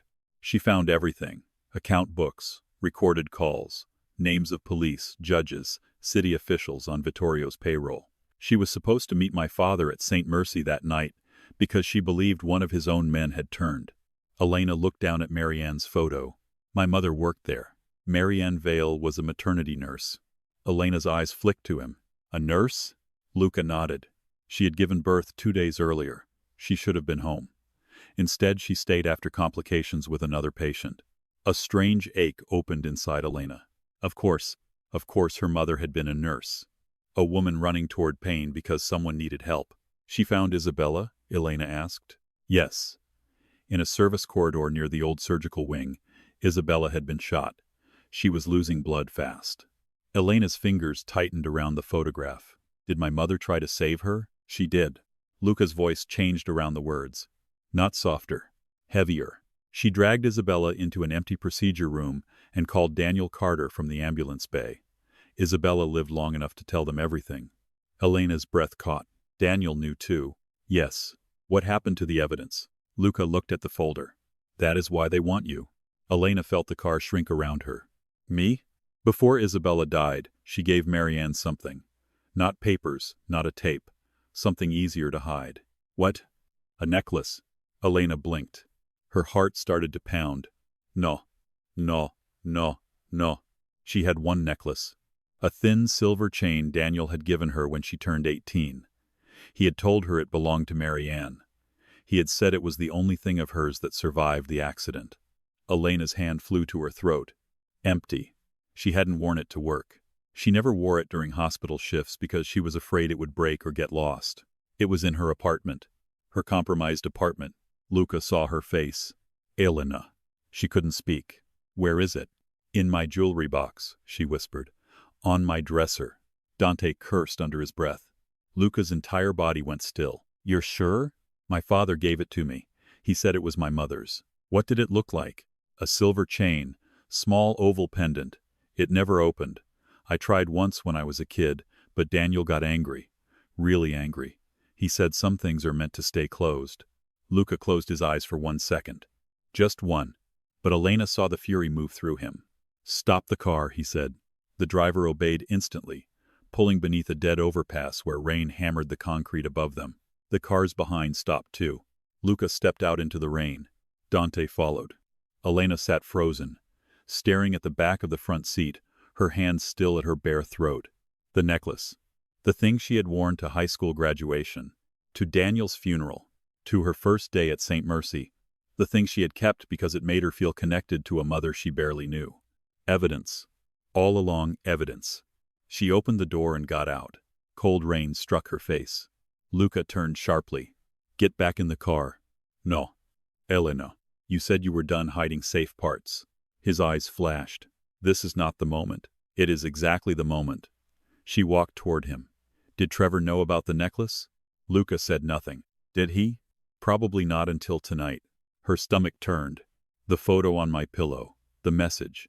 They were inside my apartment. Yes. So they could have taken it. Yes. But they didn't know what to take. Luca's silence confirmed it. Elena pressed both hands to her face. They wanted me to lead them to it. That is likely. And now I just told you where it is. Luca stepped closer. Only in front of people who would die before betraying me. Dante looked away again, but not before Elena saw the small shift in his expression. Not insulted. Proud. Luca lowered his voice. Elena, look at me. She didn't want to. She did anyway. The necklace is not why Trevor took Mason. Then why? Because he needed leverage strong enough to pull you away from me before I found out what you were carrying. But I'm not carrying it. No. Luca's gaze moved toward the dark road ahead. But until 5 seconds ago, Vittorio didn't know that. Elena felt sick. What happens now? Now he raids your apartment. My building will be evacuated before he gets there. How?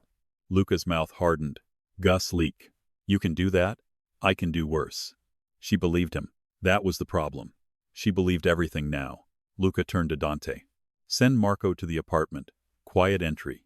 Jewelry box on the dresser. Silver chain. Oval pendant. Nothing else matters. Dante was already moving. Elena grabbed Luca's arm. No, you can't send someone in blind. Trevor could have people waiting. I know. Then you're sending him to die. Dante stopped walking. Luca looked at her. So I should let Vittorio take it. No. Her voice shook. I should go. Every man under the overpass looked at her like she had just pointed a gun at herself. Luca's face went terrifyingly calm. Absolutely not. It's my apartment.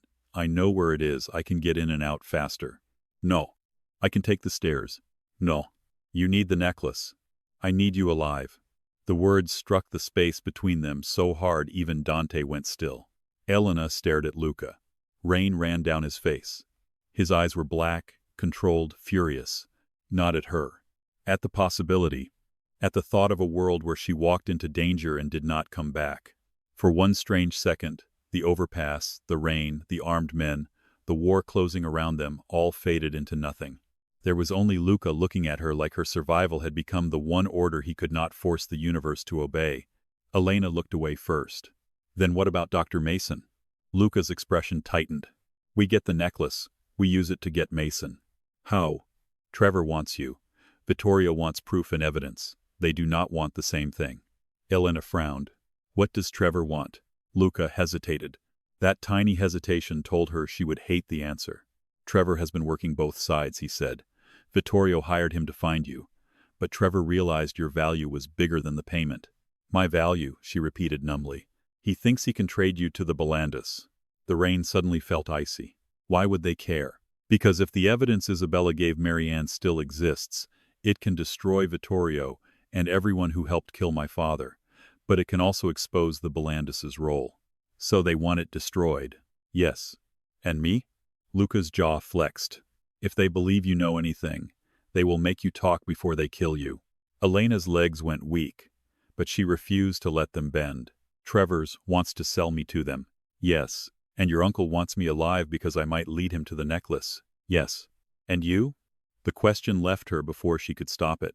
Luca's eyes locked onto hers. What do you want from me? The rain roared over the concrete. For a long moment, Luca said nothing. Then he stepped closer, slowly, as if approaching something wounded enough to bite. At first, he said, the truth. Elena's breath caught. And now? His gaze dropped to her mouth for half a second. A mistake. A dangerous one. When his eyes returned to hers, something unguarded burned there before he crushed it back under control. Now I want you to survive what my family did to yours. It was not the answer she expected. It was worse, because she believed it. A phone rang. Not Luca's. Dante pulled his from his pocket, listened for 3 seconds, then turned pale beneath the overpass lights. Boss. Luca turned. Dante swallowed. Marco reached the building. The apartment is empty. Elena's stomach dropped. Luca's voice went quiet. Empty how? No necklace, no jewelry box. No photograph of Marianne. No Daniel Carter watch. Elena looked down. Daniel's watch was in her hand. She had taken it. The photograph, too. But the necklace? Her breath failed. Dante continued, voice hard. Whoever searched it knew exactly what mattered. Luca's eyes moved to Elena. Not accusing. Never accusing. That almost made it worse. They already had it, she whispered. A new phone buzzed. This time, hers. Luca still had it. He looked at the screen. His face darkened. Unknown number. A photo came through. Not Dr. Mason. Not Trevor. The silver necklace lay in the palm of a gloved hand. The pendant was open. Inside was no photo. No locket glass. Only a tiny black chip no larger than a fingernail. A message followed. Thank you for remembering where she kept it. Elena's blood turned cold. Another message appeared. Now come trade yourself for the doctor. Luca's grip tightened around the phone until Elena heard the case crack. Then a video call came through. Unknown number. Luca answered. Trevor's face filled the screen, smiling in sick satisfaction. Behind him, Dr. Mason hung his head, barely conscious. But this time, there was someone else in the room. A man seated in shadow. Only his hands were visible. Old hands. Elegant hands. A gold ring gleamed on one finger. A snake wrapped around a cross. Luca went completely still. The man in shadow spoke first. His voice was older, smooth, almost affectionate. "Hello, nephew." Elena felt every person under the overpass freeze. Vittorio Moretti leaned forward just enough for the light to touch one side of his face. He looked nothing like a monster. That made him worse. Silver hair, calm eyes, a tailored suit, the kind of face that could bless a child in church and order a murder before breakfast. His gaze shifted from Luca to Elena through the screen, and he smiled. "My God," Vittorio murmured. "Marianne's daughter." Elena's skin crawled. Luca's voice was soft as a blade. "If Mason dies, Trevor dies slowly." Trevor's smile flickered. Vittorio laughed quietly. "Still dramatic. Your father had the same habit." Luca did not move. "Where are you?" "Close enough." "Coward." Vittorio's smile faded just slightly. "There he is, my brother's rage wearing my sister-in-law's eyes." Elena looked at Luca. His face gave nothing away, but his hand around the phone had gone white at the knuckles. Vittorio's gaze returned to Elena. "You have caused a great deal of trouble, child." Elena's fear hardened into something sharp. "I didn't even know you existed until tonight." "No," he said. "That was Daniel Carter's one success." The sound of Daniel's name in that man's mouth made her step forward. Luca immediately moved his arm slightly in front of her, not blocking the screen, just reminding her he was there. Vittorio noticed. His smile returned. "Oh," he said softly, "this is interesting." Luca's eyes blackened. "Careful." "Very interesting." Vittorio leaned back. "You always did inherit your father's weakness for women who should have been left alone." Elena felt Luca's silence like a loaded gun. Vittorio lifted the tiny chip between two fingers. 20 years of dust, blood, and sentimentality, all hidden inside a nurse's necklace. Isabella was clever. Marianne was brave. Daniel was loyal. His eyes chilled, and all three are dead. Elena's chest tightened. Vittorio smiled at her. "Do not look so shocked. Loyalty is beautiful, but it rarely lives long." Elena wanted to look away. She didn't. "What do you want?" Luca's head turned slightly toward her. Vittorio's brows rose with interest. "Ah, she speaks. What do you want?" Elena repeated. The old man studied her for a long moment. "To correct a mistake." "You mean kill me?" "Eventually, perhaps." He said it like discussing the weather. "But first I need to know who else saw what Isabella saved." "No one," Elena said. Vittorio smiled. "You don't know that." "No," she said, voice shaking but clear. "You don't." For the first time, Vittorio's expression changed. A tiny flicker of annoyance. Luca saw it too. Elena felt him glance at her, but she kept her eyes on the screen. "I don't know what's on that chip," she said. "I don't know who has copies. I don't know what Daniel did before he died. But you don't either, do you?" Trevor's smile disappeared. Vittorio's silence deepened. Elena's heart pounded so hard she thought she might faint, but she kept going. "That's why you wanted proof I was alive, not because you knew I had something, because you were afraid Daniel left something with me." Luca's men were staring at her now. So was Luca. Vittorio's face turned cold. "Elena," Luca said quietly. "A warning." She ignored it. "You're not correcting a mistake," she whispered. "You're scared of a dead ambulance driver." For 1 second, no one breathed. Then Vittorio laughed. Softly at first. Then with genuine amusement. Luca's face did not change, but Elena felt the danger around him spike. "You are her daughter," Vittorio said. "Marianne had that same reckless mouth before she died." Elena flinched. Luca stepped closer to the screen. "Say her mother's name again, and this ends with your house burning." Vittorio's smile thinned. "There is my nephew." Trevor looked nervous now. "Good." Elena wanted him nervous. Vittorio lifted one hand. Trevor grabbed Dr. Mason by the hair and yanked his head up. Elena gasped. Dr. Mason's eyes opened weakly. "Elena." "Rasped." "I'm here," she said, moving toward the phone. "Dr. Mason, I'm here." His cracked glasses hung crooked on his face. "Don't trade yourself," he whispered. Trevor hit him again. Elena cried out. Luca's voice turned deadly. "Trevor." Trevor froze. Even through the phone, the fear was immediate. Vittorio sighed. Enough. Here are the terms. The girl comes to me, alone, no Luca, no soldiers, no tricks. In exchange, the doctor lives. No, Luca said. Vittorio ignored him. Elena, my dear, you have until midnight. Where? Luca grabbed her arm. His grip said stop. Her eyes stayed on Vittorio. Where? She repeated. The old man smiled. St. Agnes Church. The old one, on Holloway. Dante swore softly. Luca's expression turned glacial. Neutral ground, Vittorio said. Sacred ground, if one still believes in such things. You never did, Luca said. No, but your father did. The cruelty was deliberate. Luca absorbed it without blinking. Vittorio looked at Elena again. Come alone, child, or I will send the doctor back to you in pieces small enough to fit in that pretty nurse's bag. The call ended. For a moment, the only sound was rain. Then Luca turned away and drove his fist into the concrete pillar beside him. The crack was sickening. Elena jumped. Blood split across his knuckles. No one spoke. Luca stood with his hand against the concrete, breathing once, twice, under control again before most men would have finished breaking. Elena stared at the blood on his hand. For the first time, his violence did not scare her. His restraint did. Because she understood now that every calm word he spoke was built on top of something burning. Dante stepped forward. Boss, St. Agnes is a kill box. I know. No clean exits. Belandi territory 3 blocks east. If Vittorio chose it, he already has the streets mapped. I know. We can't let her go. Luca turned. The look on his face made Dante lower his eyes. Elena lifted her chin. I'm going. No, Luca said. Yes. No. He has Mason.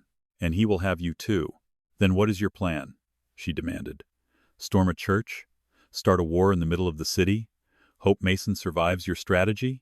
Luca stepped close. This time too close. His presence swallowed the space between them. My plan is to keep you breathing. My plan is to not let another person die because of me. His eyes flashed. This is not because of you. It is literally because of me. No. His voice rose for the first time. Not shouting. Worse. Strained at the edges. It is because my uncle murdered your mother, hunted your father, and built an empire out of burying anyone honest enough to threaten him. You did not create this war, Elena. You inherited the wound. The words tore straight through her. Elena's eyes filled, but she refused to let the tears fall. And Dr. Mason inherited it too? Luca's expression tightened. I will get him back. How? He said nothing. Exactly. Elena stepped away from him. That's what I thought. Elena, I am not asking permission.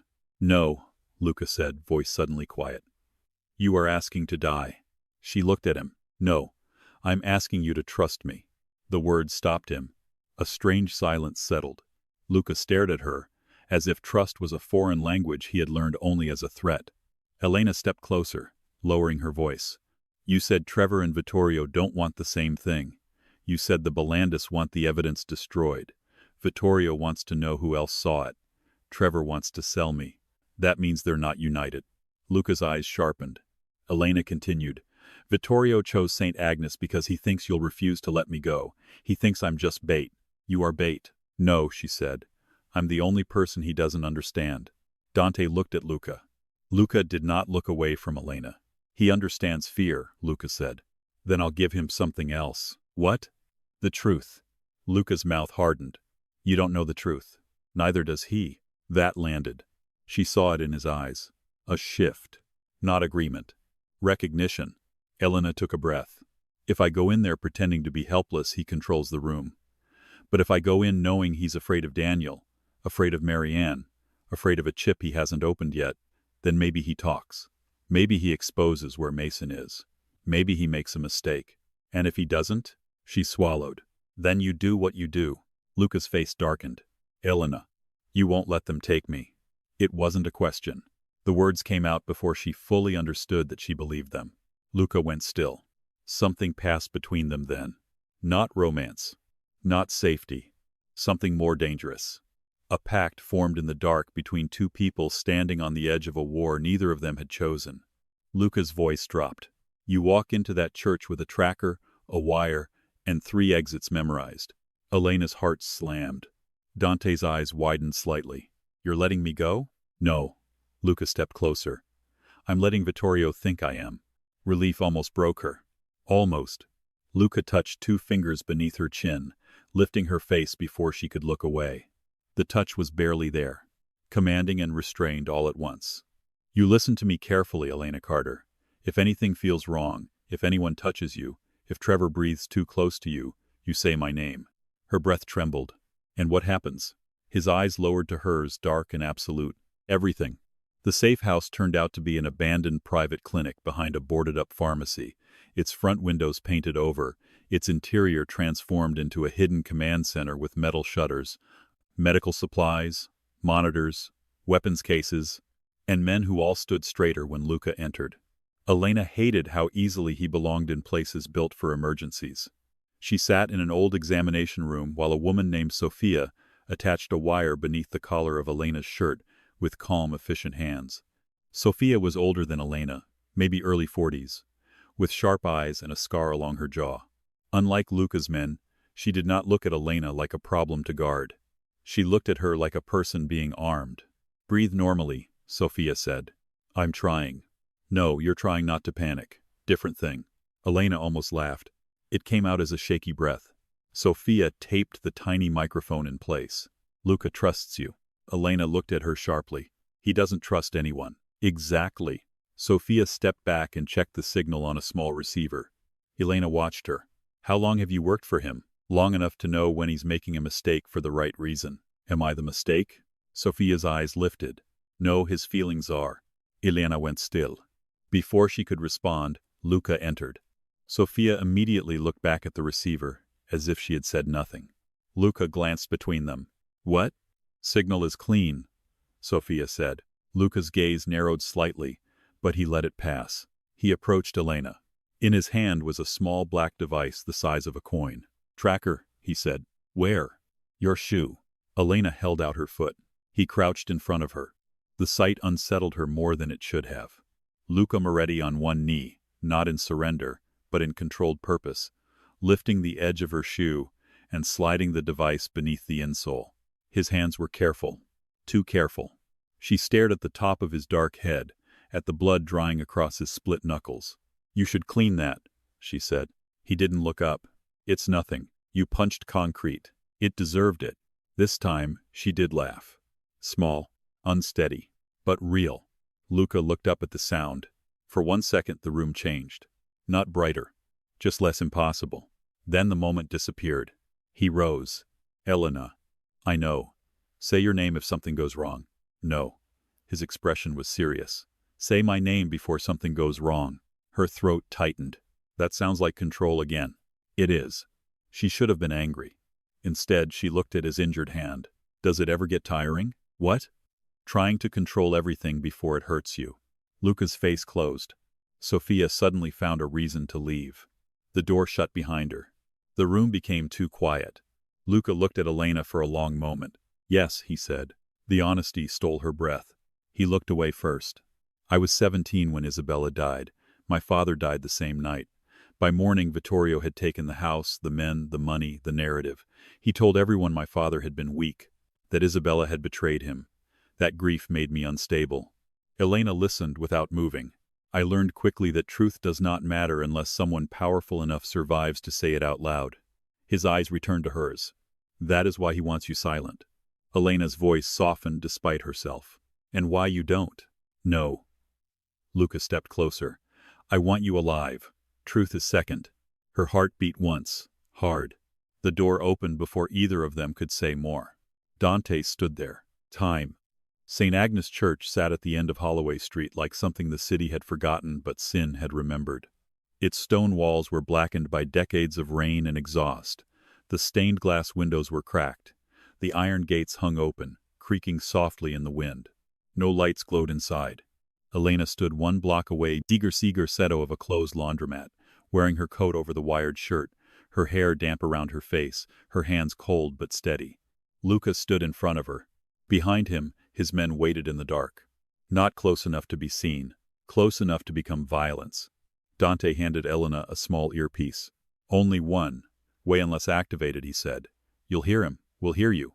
Elena put it in. Static hissed softly. Then Luca's voice filled her ear. "I'm here." She looked at him, even though he stood right in front of her. The sound of his voice, so close and hidden at the same time, did something strange to her chest. "I know," she said. He adjusted the collar of her coat, covering the wire. His fingers brushed her neck. Neither of them moved for one dangerous second. Then he stepped back. "Remember the exits. Front door, side chapel, back sacristy. If Trevor approaches, I step left, keep the pew between us. If Vittorio asks what you know, I let him think it's more than it is. If he threatens Mason, I don't break." Luca's expression shifted. "You're allowed to break." Elena swallowed. "Not tonight." His casa held hers. Then he reached into his coat and pulled out Daniel's watch. Elena's breath caught. "I thought you dropped it in the car." He placed it in her hand. His fingers closed hers around it. "Hold on to something real." The tenderness of the gesture nearly destroyed her composure. She nodded once and turned before he could see too much. "Elena." She stopped. Luca's voice came through the earpiece and the rain at the same time. "If he touches you, I end the room." She looked back. For once she didn't tell him not to. She walked toward the church alone. Every step sounded too loud. Her shoes struck wet pavement. The iron gates groaned. The front doors stood slightly open. Inside, St. Agnes smelled like dust, candle wax, mold, and old prayers. Rows of wooden pews stretched into darkness. At the far end, beneath a cracked statue of the Virgin Mary, Dr. Mason sat tied to a chair, alive. Elena's breath hitched. "Elena," Luca said in her ear. Slow. She forced herself not to run. Dr. Mason lifted his head weakly. "Elena, raspid." "I'm here," she said. A soft clap echoed from the side aisle. Trevor stepped out of the shadows, smiling. The real Trevor. Same scar. Same thin mouth. But now that Elena knew to look, she saw the difference. This Trevor's eyes were colder, meaner, less theatrical. "There she is," he said. "The girl everyone keeps bleeding over." Elena stopped beside the third pew from the front. Just like Luca told her. "Let him go." Trevor laughed. "No, hello. Let him go." Still rude. A voice emerged from the darkness near the altar. "She has her mother's spine." Vittorio Moretti stepped into the candlelight. He wore a dark suit, immaculate despite the rain, gold ring gleaming on his hand. Elena's stomach turned, but she lifted her chin. "You knew my mother?" Vittorio smiled. Briefly. Luca's voice sounded in her ear. "Careful." Elena kept her eyes on Vittorio. "She was braver than you expected." The old man's smile thinned. "She was foolish. She saved me. She delayed the inevitable. Then why am I still alive?" Silence moved through the church. Trevor's smile faltered. In her ear, Luca said nothing. Good. That meant she had hit something. Vittorio walked slowly down the aisle, his shoes whispering against stone. "You think survival is victory?" "No," Elena said. "I think you wouldn't be standing here if you weren't afraid of what survived with me." Vittorio stopped. His eyes sharpened. "Where is the copy?" Elena's pulse jumped. "Zoppe." So there was one. Daniel had made a copy. Or Vittorio thought he had. Elena kept her face still. "What copy?" Trevor stepped forward.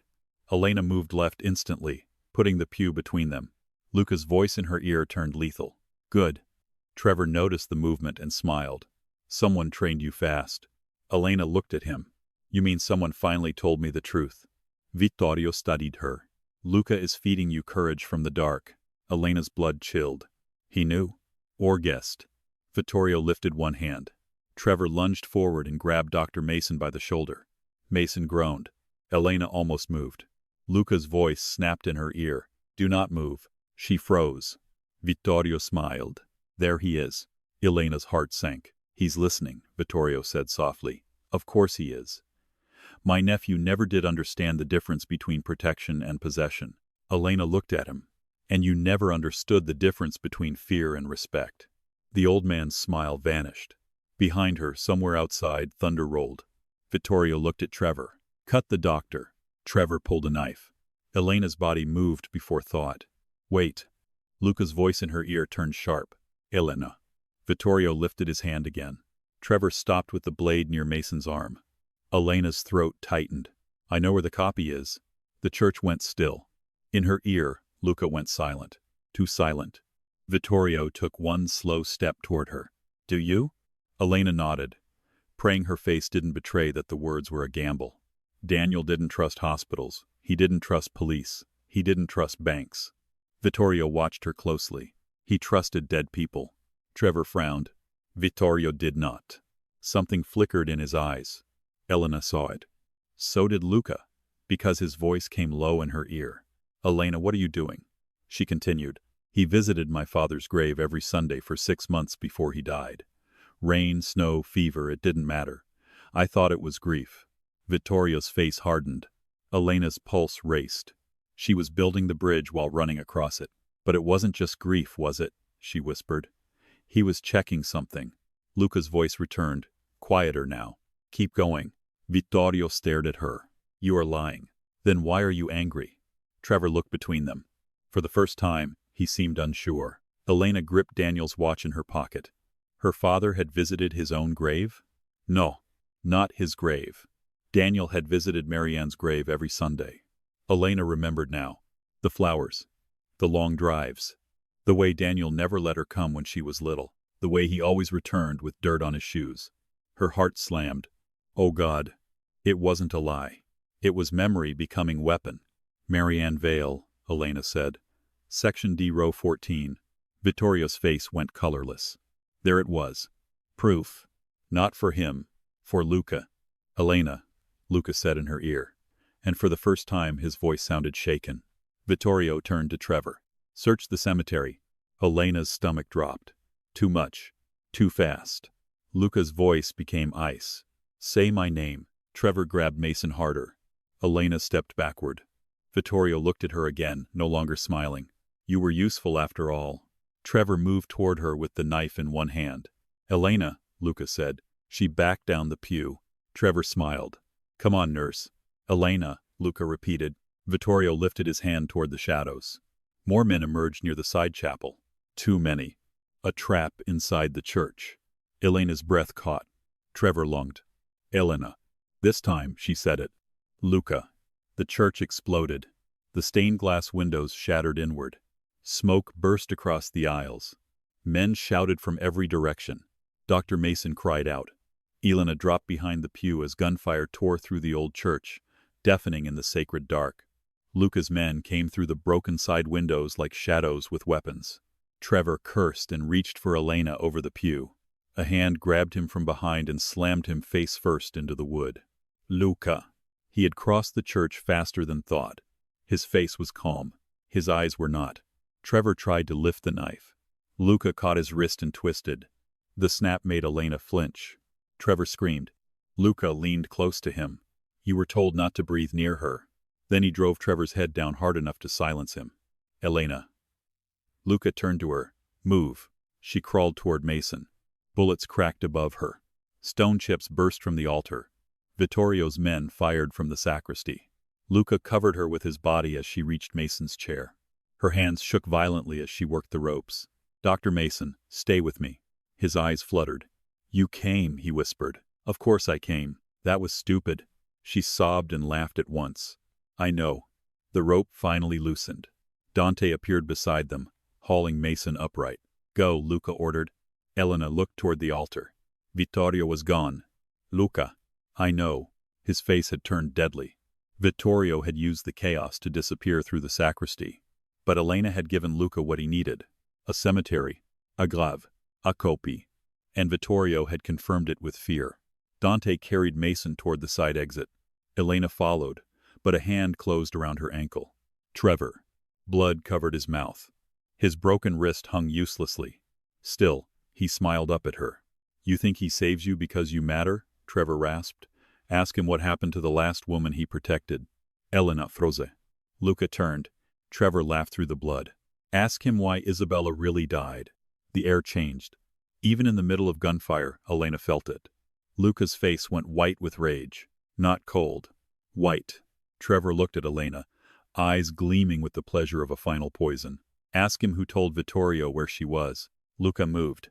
Elena grabbed his arm. "Don't." Trevor laughed harder. "Tell her, Moretti." Luca stared down at him. Every muscle in his body was locked. Trevor whispered, "Tell her how you betrayed Isabella first." For 1 second, the war outside the church vanished. Elena looked at Luca. His silence was the answer. Her hand slipped from his arm. Luca turned toward her, and the look in his eyes was not guilt alone. It was ruin. Elena. A bullet struck the pew beside her head. Luca shoved her down and fired twice into the darkness. Move. There was no time for the betrayal. No time for the pain opening beneath her ribs. No time to understand how the man who had become her shield might also have been the first crack in the chain that killed her mother. They ran. Out through the side chapel. Into the rain. Into the screaming night. Behind them, St. Agnes burned with broken glass and gun smoke. Dante got Mason into the car. Sophia appeared from nowhere, pressing gauze to Mason's wound. Luca pushed Elena into the back seat and climbed in beside her. The car tore away from the curb before the door fully closed. Elena sat shaking, rainwater and dust on her face, Trevor's words echoing in her skull. Ask him who told Vittorio where she was. Luca's hand hovered near her, then dropped. He did not touch her. Good. Because if he touched her now, she didn't know whether she would break or strike him. The city blurred outside. Sirens wailed in the distance. Dr. Mason groaned in the front seat while Sophia worked on him. Dante spoke into a secured phone, voice clipped and controlled. But in the back seat, silence stretched between Elena and Luca, like a wound neither of them could close. Finally, Elena turned to him. Her voice was barely more than air. Is it true? Luca looked straight ahead. Blood ran from a cut near his temple. His knuckles were split. His coat was torn. He looked like a man carved out of violence and regret. Yes, he said. Elena's heart cracked. Luca closed his eyes for a second, then opened them. When I was 17, I trusted the wrong person with Isabella's location. Elena stared at him. The wrong person? His jaw tightened. Vittorio. The word landed like a body in water. I thought he was sending men to protect her, Luca said, voice low and stripped bare. I thought my father's enemies were coming. I told him where she was. Elena felt the air leave her lungs. And he killed her. Luca said nothing. He didn't need to. The car sped through the rain. Elena looked down at Marianne's photograph in her lap. Her mother, Isabella, Daniel, all dead because of secrets, betrayal, and men who mistook control for love. She turned away from Luca toward the window. Don't speak to me. His face hardened with pain. But he obeyed. For the rest of the ride, Luca Moretti, the man who commanded killers, owned fear, and bent the city around his will, sat beside Elena Carter in absolute silence because she had told him to. And somewhere beneath the city, Vittorio Moretti was already sending men to dig up her mother's grave. The city did not sleep after St. Agnes burned. Sirens tore through the rain-soaked streets. News helicopters circled above Holloway like mechanical vultures. Police blocked off 3 intersections too late to matter. By the time the first flashing lights reached the church, Luca's convoy was already gone, swallowed by industrial roads and the kind of darkness that belonged to men who knew every hidden artery of the city. Elena sat in the back seat with Marianne's photograph clenched in her lap and Daniel's watch biting into her palm. She did not look at Luca. Not once. The silence between them was no longer tense. It was wounded. Luca sat beside her, blood drying along his temple, one hand resting open on his knee as if proving he would not reach for her. The restraint should have meant nothing. It meant too much. Every time the car turned, Elena felt the weight of him shift slightly beside her. Every breath he took reminded her he was still there, still alive, still the man who had stepped between her and bullets. Still the boy who had once told Vittorio where Isabella was hiding. She pressed her forehead against the cold window. Trevor's voice crawled back through her mind. Ask him who told Vittorio where she was. She closed her eyes, but the darkness only made the memories sharper. Luca's face when he admitted it. No defense. No excuse. Just yes. In the front seat, Sophia worked over Dr. Mason with quick, steady hands. His shirt had been cut open, his ribs bruised purple, one shoulder bleeding where Trevor's knife had opened him shallow but cruel. Stay with me, doctor, Sophia said. Mason tried to smile. I usually give that line. Elena's eyes snapped open. Dr. Mason? His head turned slightly toward her. His glasses were gone. Without them, he looked older, smaller, human in a way Elena had never allowed herself to imagine. I'm here, he rasped. Her throat tightened. I'm sorry. He coughed, then winced. Never apologize to a hostage. Makes us feel underqualified. A broken laugh escaped her before turning into a sob. She covered her mouth. Luca's hand twitched on his knee. He did not move. Mason's tired eyes drifted toward him. Then back to Elena. You alive? She nodded. Good, he whispered. Then I'm not complaining. The convoy turned sharply into an underground entrance beneath an abandoned textile factory near the river. Metal doors groaned open, then sealed shut behind them. Inside, the air smelled of oil, concrete, and old dust. The hidden garage was already full of motion. Men unloading weapons. 2 women setting up medical trays. Monitors flickering with surveillance feeds. Maps spread across steel tables. A war room disguised as ruin. The moment Luca stepped out, every person inside looked at him. Not with fear, with expectation. He had become the center of the room before saying a word. Elena hated that she noticed. Hated that power looked so natural on him. Hated even more that when he opened her door he did not offer his hand. He knew she wouldn't take it. So he simply stood back and gave her space. She stepped out alone. Her knees nearly buckled. Sophia and another medic lifted Mason onto a stretcher. Elena moved after him instinctively. Luca's voice stopped her. Elena. She turned slowly. His face was unreadable, but his eyes were not. We need to talk. A laugh broke from her, sharp and empty. Now? Yes. While Vittorio is sending men to dig up my mother's grave? His jaw tightened. That is exactly why.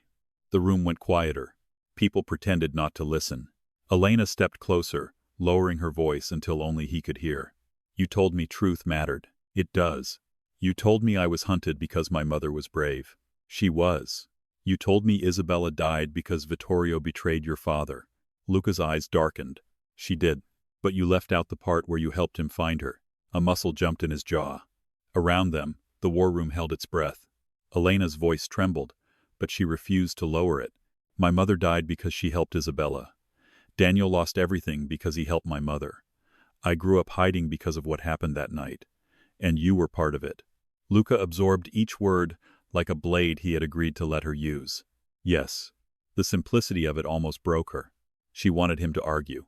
Wanted him to defend himself badly enough that she could hate him cleanly. But he only stood there and let the truth stand beside him. I was 17, he said quietly. And stupid enough to believe blood meant loyalty. Elena's eyes burned. Don't ask me to pity you. I'm not. Good. I'm asking you to survive long enough to hate me later. Her breath caught despite herself. Luca looked past her to the monitors, then back. Vittorio will reach the cemetery within the hour. If Daniel hid a copy in Marianne's grave, that evidence is the only thing that keeps your mother's sacrifice from becoming another secret he buries. Elena swallowed hard. Marianne's grave. Section D. Row 14. A place she had visited as a child with Daniel holding her hand, never knowing the ground beneath those flowers might contain the truth that killed her family. I'm going, she said. No. The answer came instantly. Her eyes flashed. Do not start. Elena, Vittorio expects us to go there. Of course he does. He'll turn it into a battlefield. Then why are we standing here?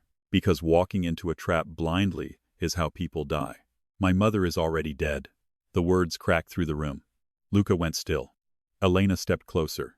My father is dead. Isabella is dead. Dr. Mason almost died. You keep telling me people died protecting me. Fine. Then stop treating me like a package they passed forward. I'm not staying behind while men with guns dig through my mother's grave. His eyes held hers. Hard. Burning. Torn between command and the thing she had asked him for earlier. Trust. Dante approached from the map table, careful. Boss. Luca didn't look away from Elena. What?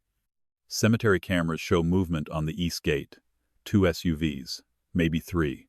Elena's blood turned cold. Luca's face changed. The regret vanished. The boss returned. Bellandi or Vittorio. Not ours. Plates are ghosted. Sophia appeared from the medical bay, blood on her gloves. Mason is stable for now. He needs imaging, but moving him to a hospital risks exposure. Elena turned toward her. Can I see him? Sophia looked at Luca. Elena's anger snapped. Don't look at him, I asked you. Sophia's gaze returned to Elena. Yes. Elena walked past Luca without another word. The makeshift medical room had once been an office. Now plastic sheeting covered the walls, IV bags hung from metal racks, and Dr. Mason lay under a thermal blanket, pale but breathing. He opened his eyes when she entered. Hey kid. Elena sat beside him, and took his hand. For a second, she was 24 again, crying in a supply closet after losing her first patient, with Mason standing outside pretending not to know until she came out. "I'm not a kid," she whispered. "No," he said, "but I'm old enough to ignore that." She laughed weakly. Then her face crumpled. "I'm sorry." Mason squeezed her fingers. "Still not accepting that. Trevor took you because of me. Trevor took me because he's an ass with bad hair and worse morals." Despite everything, Elena smiled. Mason's expression softened. Then he looked toward the doorway. Luca stood outside, not entering. Mason noticed. "You two look cheerful." Elena's smile disappeared. He knew things. Mason sighed faintly. People like him usually do. He helped Vittorio find Isabella. Mason closed his eyes. Elena stared at him. "You knew." "No," he said, "not that. But you knew something." His silence was answer enough. Elena pulled her hand away. "Mason." He opened his eyes again, full of exhaustion and guilt. "Daniel came to me before he died." Her whole body went cold. "What?" "He was sick. Sicker than he let you know. He wanted to make sure if anything happened, someone at St. Mercy would keep an eye on you." Elena could barely breathe. "You knew about my mother?" "Some, not all." "What did he tell you?" Mason swallowed with difficulty. "That your mother died protecting evidence. That dangerous people might come looking after he was gone. That if a man named Trevor Kane ever appeared, I was to keep you away from him." Elena stood too fast. The chair scraped back. "And you didn't tell me?" Mason winced. "Elena, no. No more careful voices. No more safe parts.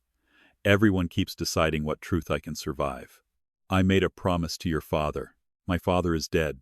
The words left her cruelly. She regretted them immediately. Mason's eyes filled with pain. "Yes," he whispered, "he is." Elena turned away, trembling. She could feel Luca still outside the room. Still listening. Still silent. Mason's voice followed her. "Daniel didn't want you living scared. I was already scared. He wanted you to have a life before the past found you." Elena looked back at him. "And did I?" Mason had no answer. That hurt most. She wiped her face with the heel of her hand. "What's in the grave?" Mason's brows pulled together. "What?" "Marianne's grave. Did Daniel tell you?" "No." "Did he visit it?" "Yes." "How often?" "Every Sunday near the end." Elena's heart pounded. "Did he ever bring anything back?" Mason's eyes shifted. "Tiny." But Elena saw it. "What did he bring back?" "Elena." "What?" Mason breathed shallowly. "Ah, key." The room spun. "What key?" "He gave it to me the week before he died." "Where is it?" Mason looked toward the coat folded on a nearby chair. "In the lining." Elena crossed the room, grabbed the coat, and searched with shaking hands. Inside the torn inner seam, her fingers found something hard. Small. Metal. She pulled out an old brass key with no label. Only 3 engraved letters. S. A. C. Luca entered the doorway. His eyes locked onto the key. "St. Agnes Cemetery," Dante said behind him. Elena turned on Luca. "Still think I'm staying here?" Before he could answer, every monitor in the war room went black. The lights cut out. For 1 second, the entire factory disappeared into darkness. Then red emergency lights flickered on. A voice shouted from outside. "Contact." Gunfire erupted. Not distant. Inside the building. The safe house had been found. Luca moved before Elena could breathe. He grabbed her by the arm and pulled her down as bullets punched through the medical room window, shattering glass across the floor. Sophia threw herself over Mason. Dante fired from the hallway. The war room exploded into motion. Men shouted. Metal screamed. Alarms blared. Luca pushed Elena behind a steel cabinet. "Stay down." This time, she did not argue. A bullet struck the wall above her head. Dust rained over her hair. Mason groaned. Sophia cursed, dragging the stretcher away from the window. Luca fired twice into the hallway, then looked back at Elena. His face was no longer polished control. It was war. "They tracked us," Dante shouted. Luca's eyes cut to the dark monitors. "No," he said. "Someone let them in." The betrayal hit the room harder than the bullets. Elena's grip tightened around the brass key. A shadow moved near the far door. One of Luca's men stumbled backward, blood blooming across his shirt. Behind him stepped a man Elena had seen in the hospital. One of Luca's guards. The one who had stood across the street beneath the bakery awning. He raised his gun toward Elena. "Elena!" Luca shouted. She ducked, as the shot cracked. Luca slammed into the traitor with brutal force, driving him through the doorway and into the hall. They hit the wall hard enough to shake plaster loose. The man swung a knife. Luca caught his wrist, twisted, and drove his knee into the man's ribs. Elena crawled toward Mason's stretcher. Sophia was trying to push him through a side door, but one wheel had jammed on broken glass. "Help me," Sophia snapped. Elena moved instantly. Together, they lifted the stretcher over the debris. Another burst of gunfire tore through the room. Sophia shoved Elena down. Pain flashed across Sophia's face. Blood spread across her sleeve. "You're hit," Elena said. "Not enough." They pushed Mason into the service corridor. Dante appeared, reloading as he backed toward them. "Boss, east entrance is gone. West stairwell blocked." Luca came from the hallway with blood on his collar and murder in his eyes. "Tunnel." Dante's face tightened. "That tunnel hasn't been cleared in years. It is now." The traitor groaned behind Luca. Luca turned once and fired. The groaning stopped. Elena flinched. Luca saw it. For half a second, guilt crossed his face. Then another explosion rocked the building. The ceiling cracked. Dust poured down. No time. They moved through the service corridor in a tight cluster. Dante first. Sophia pushing Mason. Elena beside her. Luca behind them, covering the rear. The factory shook with gunfire and footsteps above. Men screamed in distant rooms. Luca spoke into his earpiece, voice calm enough to be terrifying. "Fallback route Charlie. Burn everything. No files leave this building." Dante kicked open a rusted metal door at the end of the corridor. Behind it, stairs descended into darkness. The tunnel smelled like wet stone and river rot. Elena's stomach turned. Sophia handed her a small flashlight. "Hold it steady." Elena wanted to say her hands were not steady. Instead, she turned it on. They descended. The stretcher barely fit. Mason groaned with every step. Above them, the war room burned. Halfway down, the door at the top burst open. Flashlights cut through the smoke. "Move," Dante shouted. Luca fired upward. Men fell back. Elena and Sophia dragged Mason down the last steps. At the bottom, the tunnel split in two. "Left to the river," Dante said. "Right to Holloway." Luca looked at Elena. "The cemetery is west." She understood before he said it. "Right. Toward danger. Toward the grave. Toward whatever Daniel had hidden." Dante looked furious. "Boss, we have wounded." "We split," Luca said. "No." Sophia's voice was sharp. Everyone looked at her. She had one hand pressed to her bleeding arm, the other still on Mason's stretcher. "He needs to move away from the fight. She needs the cemetery. You know it." Luca's jaw tightened. Dante shook his head. "If we split now, they'll follow Luca," Elena said. All eyes moved to her. Her voice was shaking, but the thought was clear. "They want me. They want him. If Dr. Mason goes with Sophia and Dante, they have a chance." Luca's eyes darkened. "And you?" Elena looked down at the brass key in her palm. "I go with you." The words changed the tunnel. Luca stared at her. After everything, after the betrayal, after the silence in the car, after telling him not to speak to her, she had chosen the path where he stood. Not forgiveness. Not trust. Not yet. But necessity. And maybe something worse than necessity. Luca understood. That was why his face looked almost pained. Dante handed Luca a spare magazine. 10 minutes to the cemetery if the old service route isn't collapsed. Sophia shoved a small medical kit into Elena's hands. "Pressure, tourniquet, gauze. Use only if you have to." Elena nodded. Then she turned to Mason. He was barely conscious. She bent close. "I'll come back." Mason's eyes fluttered open. "You better," he whispered. "I'm too old to train another nurse." A sob caught in her throat. She kissed his forehead quickly and stepped away before she broke. Dante and Sophia pushed the stretcher left into the darkness. Luca and Elena went right. For several minutes, only their footsteps filled the tunnel. Water dripped from pipes overhead. The flashlight beam trembled over brick walls, rusted rails, broken glass, old graffiti fading under mold. Luca moved slightly ahead of her, gun raised. He checked every corner before she reached it. Shield first. Man second. Elena watched his back. The silence became unbearable.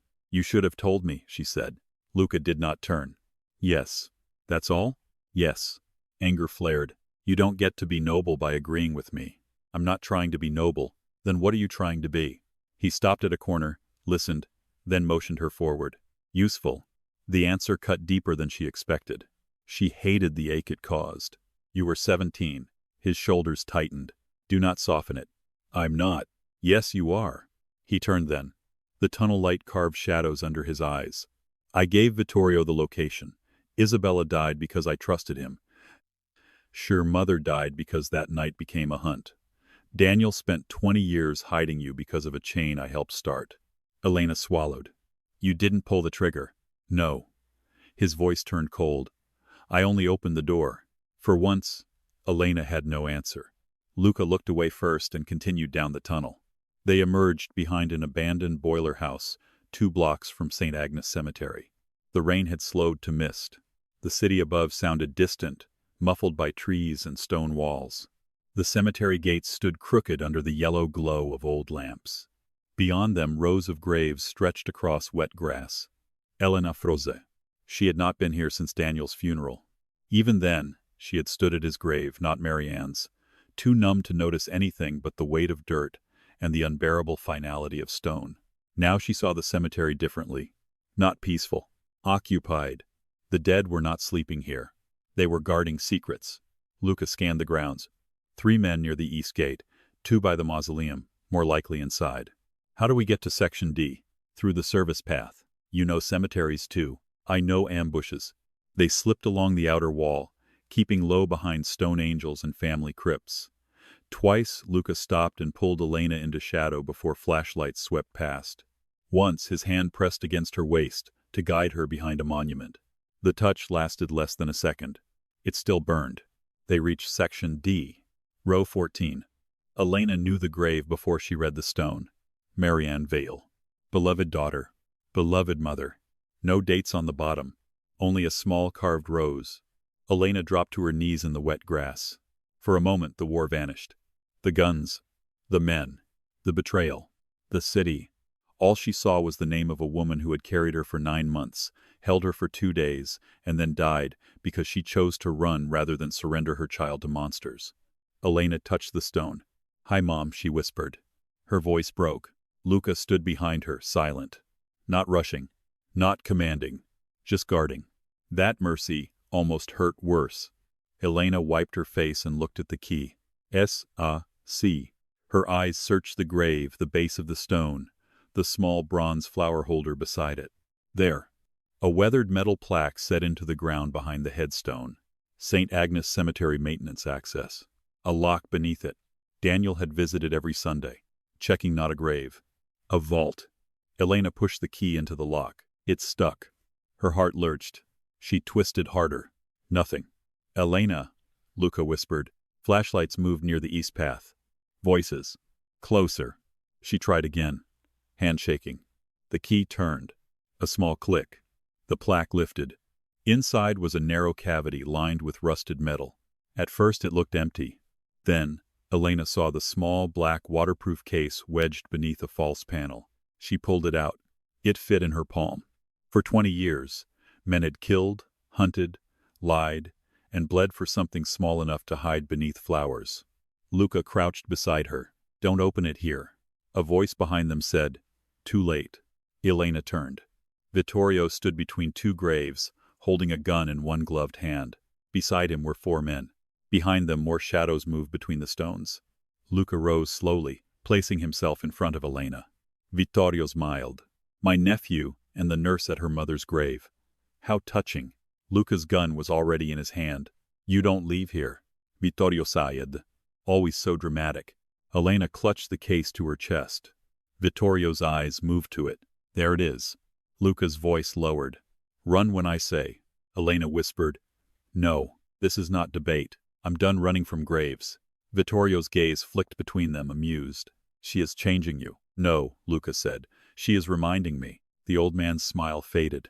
Rain misted over the stones. The cemetery seemed to hold its breath. Then a shot rang out from the far side. One of Vittorio's men dropped. For half a second, everyone froze. Then the night erupted. Dante's voice shouted from the darkness. Move. Elena didn't know how he had gotten there. She didn't care. Luca grabbed her and threw them both behind Marianne's headstone as gunfire ripped across Section D. Stone shattered. Dirt burst from the ground. Elena curled around the black case. Luca fired over the grave, face cold and focused. Vittorio disappeared behind a mausoleum, shouting orders. Dante and 2 surviving men pushed in from the west path, drawing fire. "You said Mason needed you," Elena shouted. "Doctor is safe," Dante yelled back. "Wouldn't shut up until we turned around." Despite the terror, Elena almost laughed. Then a bullet struck the stone inches from her shoulder. Luca pulled her flat against the ground. "Stay down." Vittorio's voice cut through the gunfire. "Kill the men. Bring me the girl alive." Luca's eyes went black. He leaned close to Elena. "Crawl to Dante." "No." "Elena." A figure lunged from behind the grave. Trevor. Alive. Broken wrist wrapped badly. Face swollen.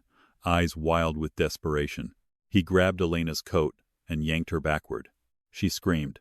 Luca turned, but 2 of Vittorio's men rushed him at once. Trevor dragged Elena across the wet grass, fingers digging into her throat.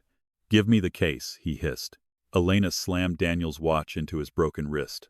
Trevor howled. She twisted, clawing at his face. He backhanded her hard enough to make the world flash white.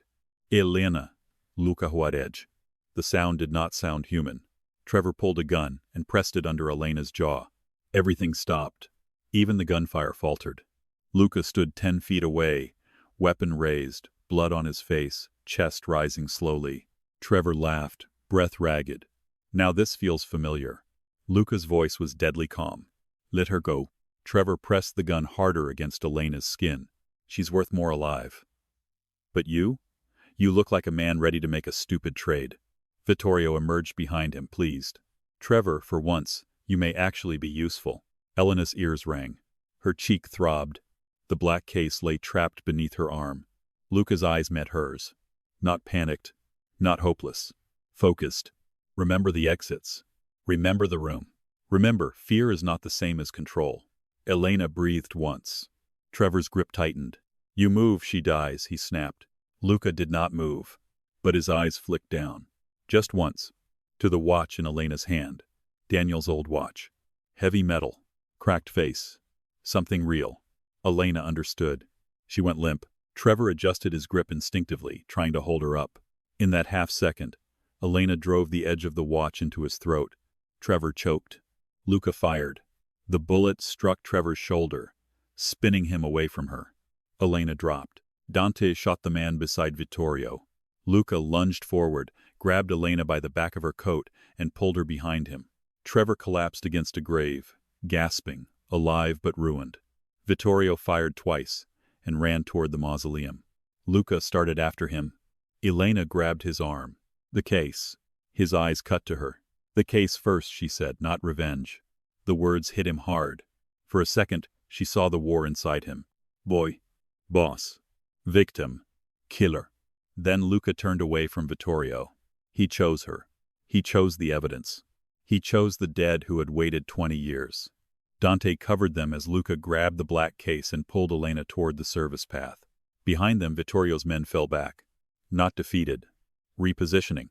The cemetery was still full of shadows. They reached the outer wall just as headlights flooded the road. Black SUVs skidded to a stop. Not Luca's. Not Vittorio's. Dante cursed. Belandis. The third force had arrived. Men poured from the vehicles with rifles raised. The first shot hit Dante in the vest and knocked him backward. Luca fired from cover. Elena dropped beside Dante. "Are you hit?" "Vest," he grunted. "Feels like being kissed by a truck." The Belandis advanced with military precision. Not street thugs. Soldiers. They weren't there for Elena alone. They wanted the case. And they didn't care who died around it. Luca shoved the case into Elena's hands. "Wall. Now." The cemetery wall behind them was old brick, half covered in ivy. Too high. "I can't climb that." "Yes, you can." Before she could argue, Luca interlaced his hands. Elena stared at him. Gunfire tore through the stone angel beside them. "Step," he ordered. She stepped into his hands. He lifted her like she weighed nothing. Elena grabbed the top of the wall, brick scraping her palms. Pain shot through her fingers. She pulled herself up with a cry. A bullet chipped the brick near her face. Luca fired below her. Dante fired beside him. Elena swung one leg over, clutching the case. On the other side was a narrow maintenance lane, slick with rain. She dropped hard, landing on her knees. Pain burst up her legs. Luca. He looked up from below. For 1 second, through smoke and rain and gunfire, their eyes met over the wall. Then an explosion tore through the cemetery gate. The blast threw Luca out of sight. Elena screamed his name before she knew she was saying it. The shockwave hit the wall. Brick cracked. Dust and fire rolled into the sky. Dante shouted from somewhere beyond the smoke. Men screamed. The Balandis kept firing. Elena stood frozen. Black case clutched to her chest, blood running down her palms. Luca. No answer. Only gunfire. Then a hand grabbed her from behind. She spun, raising the case to strike. Sofia caught her wrist. Is. Elena gasped. Luca. I know. Move. No, we have to go back. Sofia's face was pale from blood loss, but her eyes were iron. We go back. Everyone dies for nothing. I'm not leaving him. Sofia stepped close. You are carrying 20 years of dead people screaming to be heard. Move. The words punched through Elena's panic. She looked at the wall. Smoke poured over it. Somewhere beyond it, Luca was still there. Alive. He had to be alive. Sofia dragged her toward a waiting car at the end of the lane. Elena fought for 3 steps. Then another explosion cracked the night behind them, and she let herself be pulled. The car door opened. Dr. Mason lay across the back seat, conscious enough to lift his head. Elena? She climbed in, shaking. Sofia jumped into the front. The car tore away. Elena twisted around, staring through the rear window as the cemetery disappeared behind rain and smoke. Her phone buzzed. She looked down with numb fingers. Unknown number. For 1 insane second, she thought it was Trevor. Then the message appeared. Open the case only where the dead can hear you. Elena's blood turned cold. Another message followed. Daniel Carter did not hide the evidence to destroy Vittorio. A third message. He hid it to reveal what Luca became after Isabella died. Elena stopped breathing. The final message appeared as the car sped into the dark. Ask him about the children beneath the docks.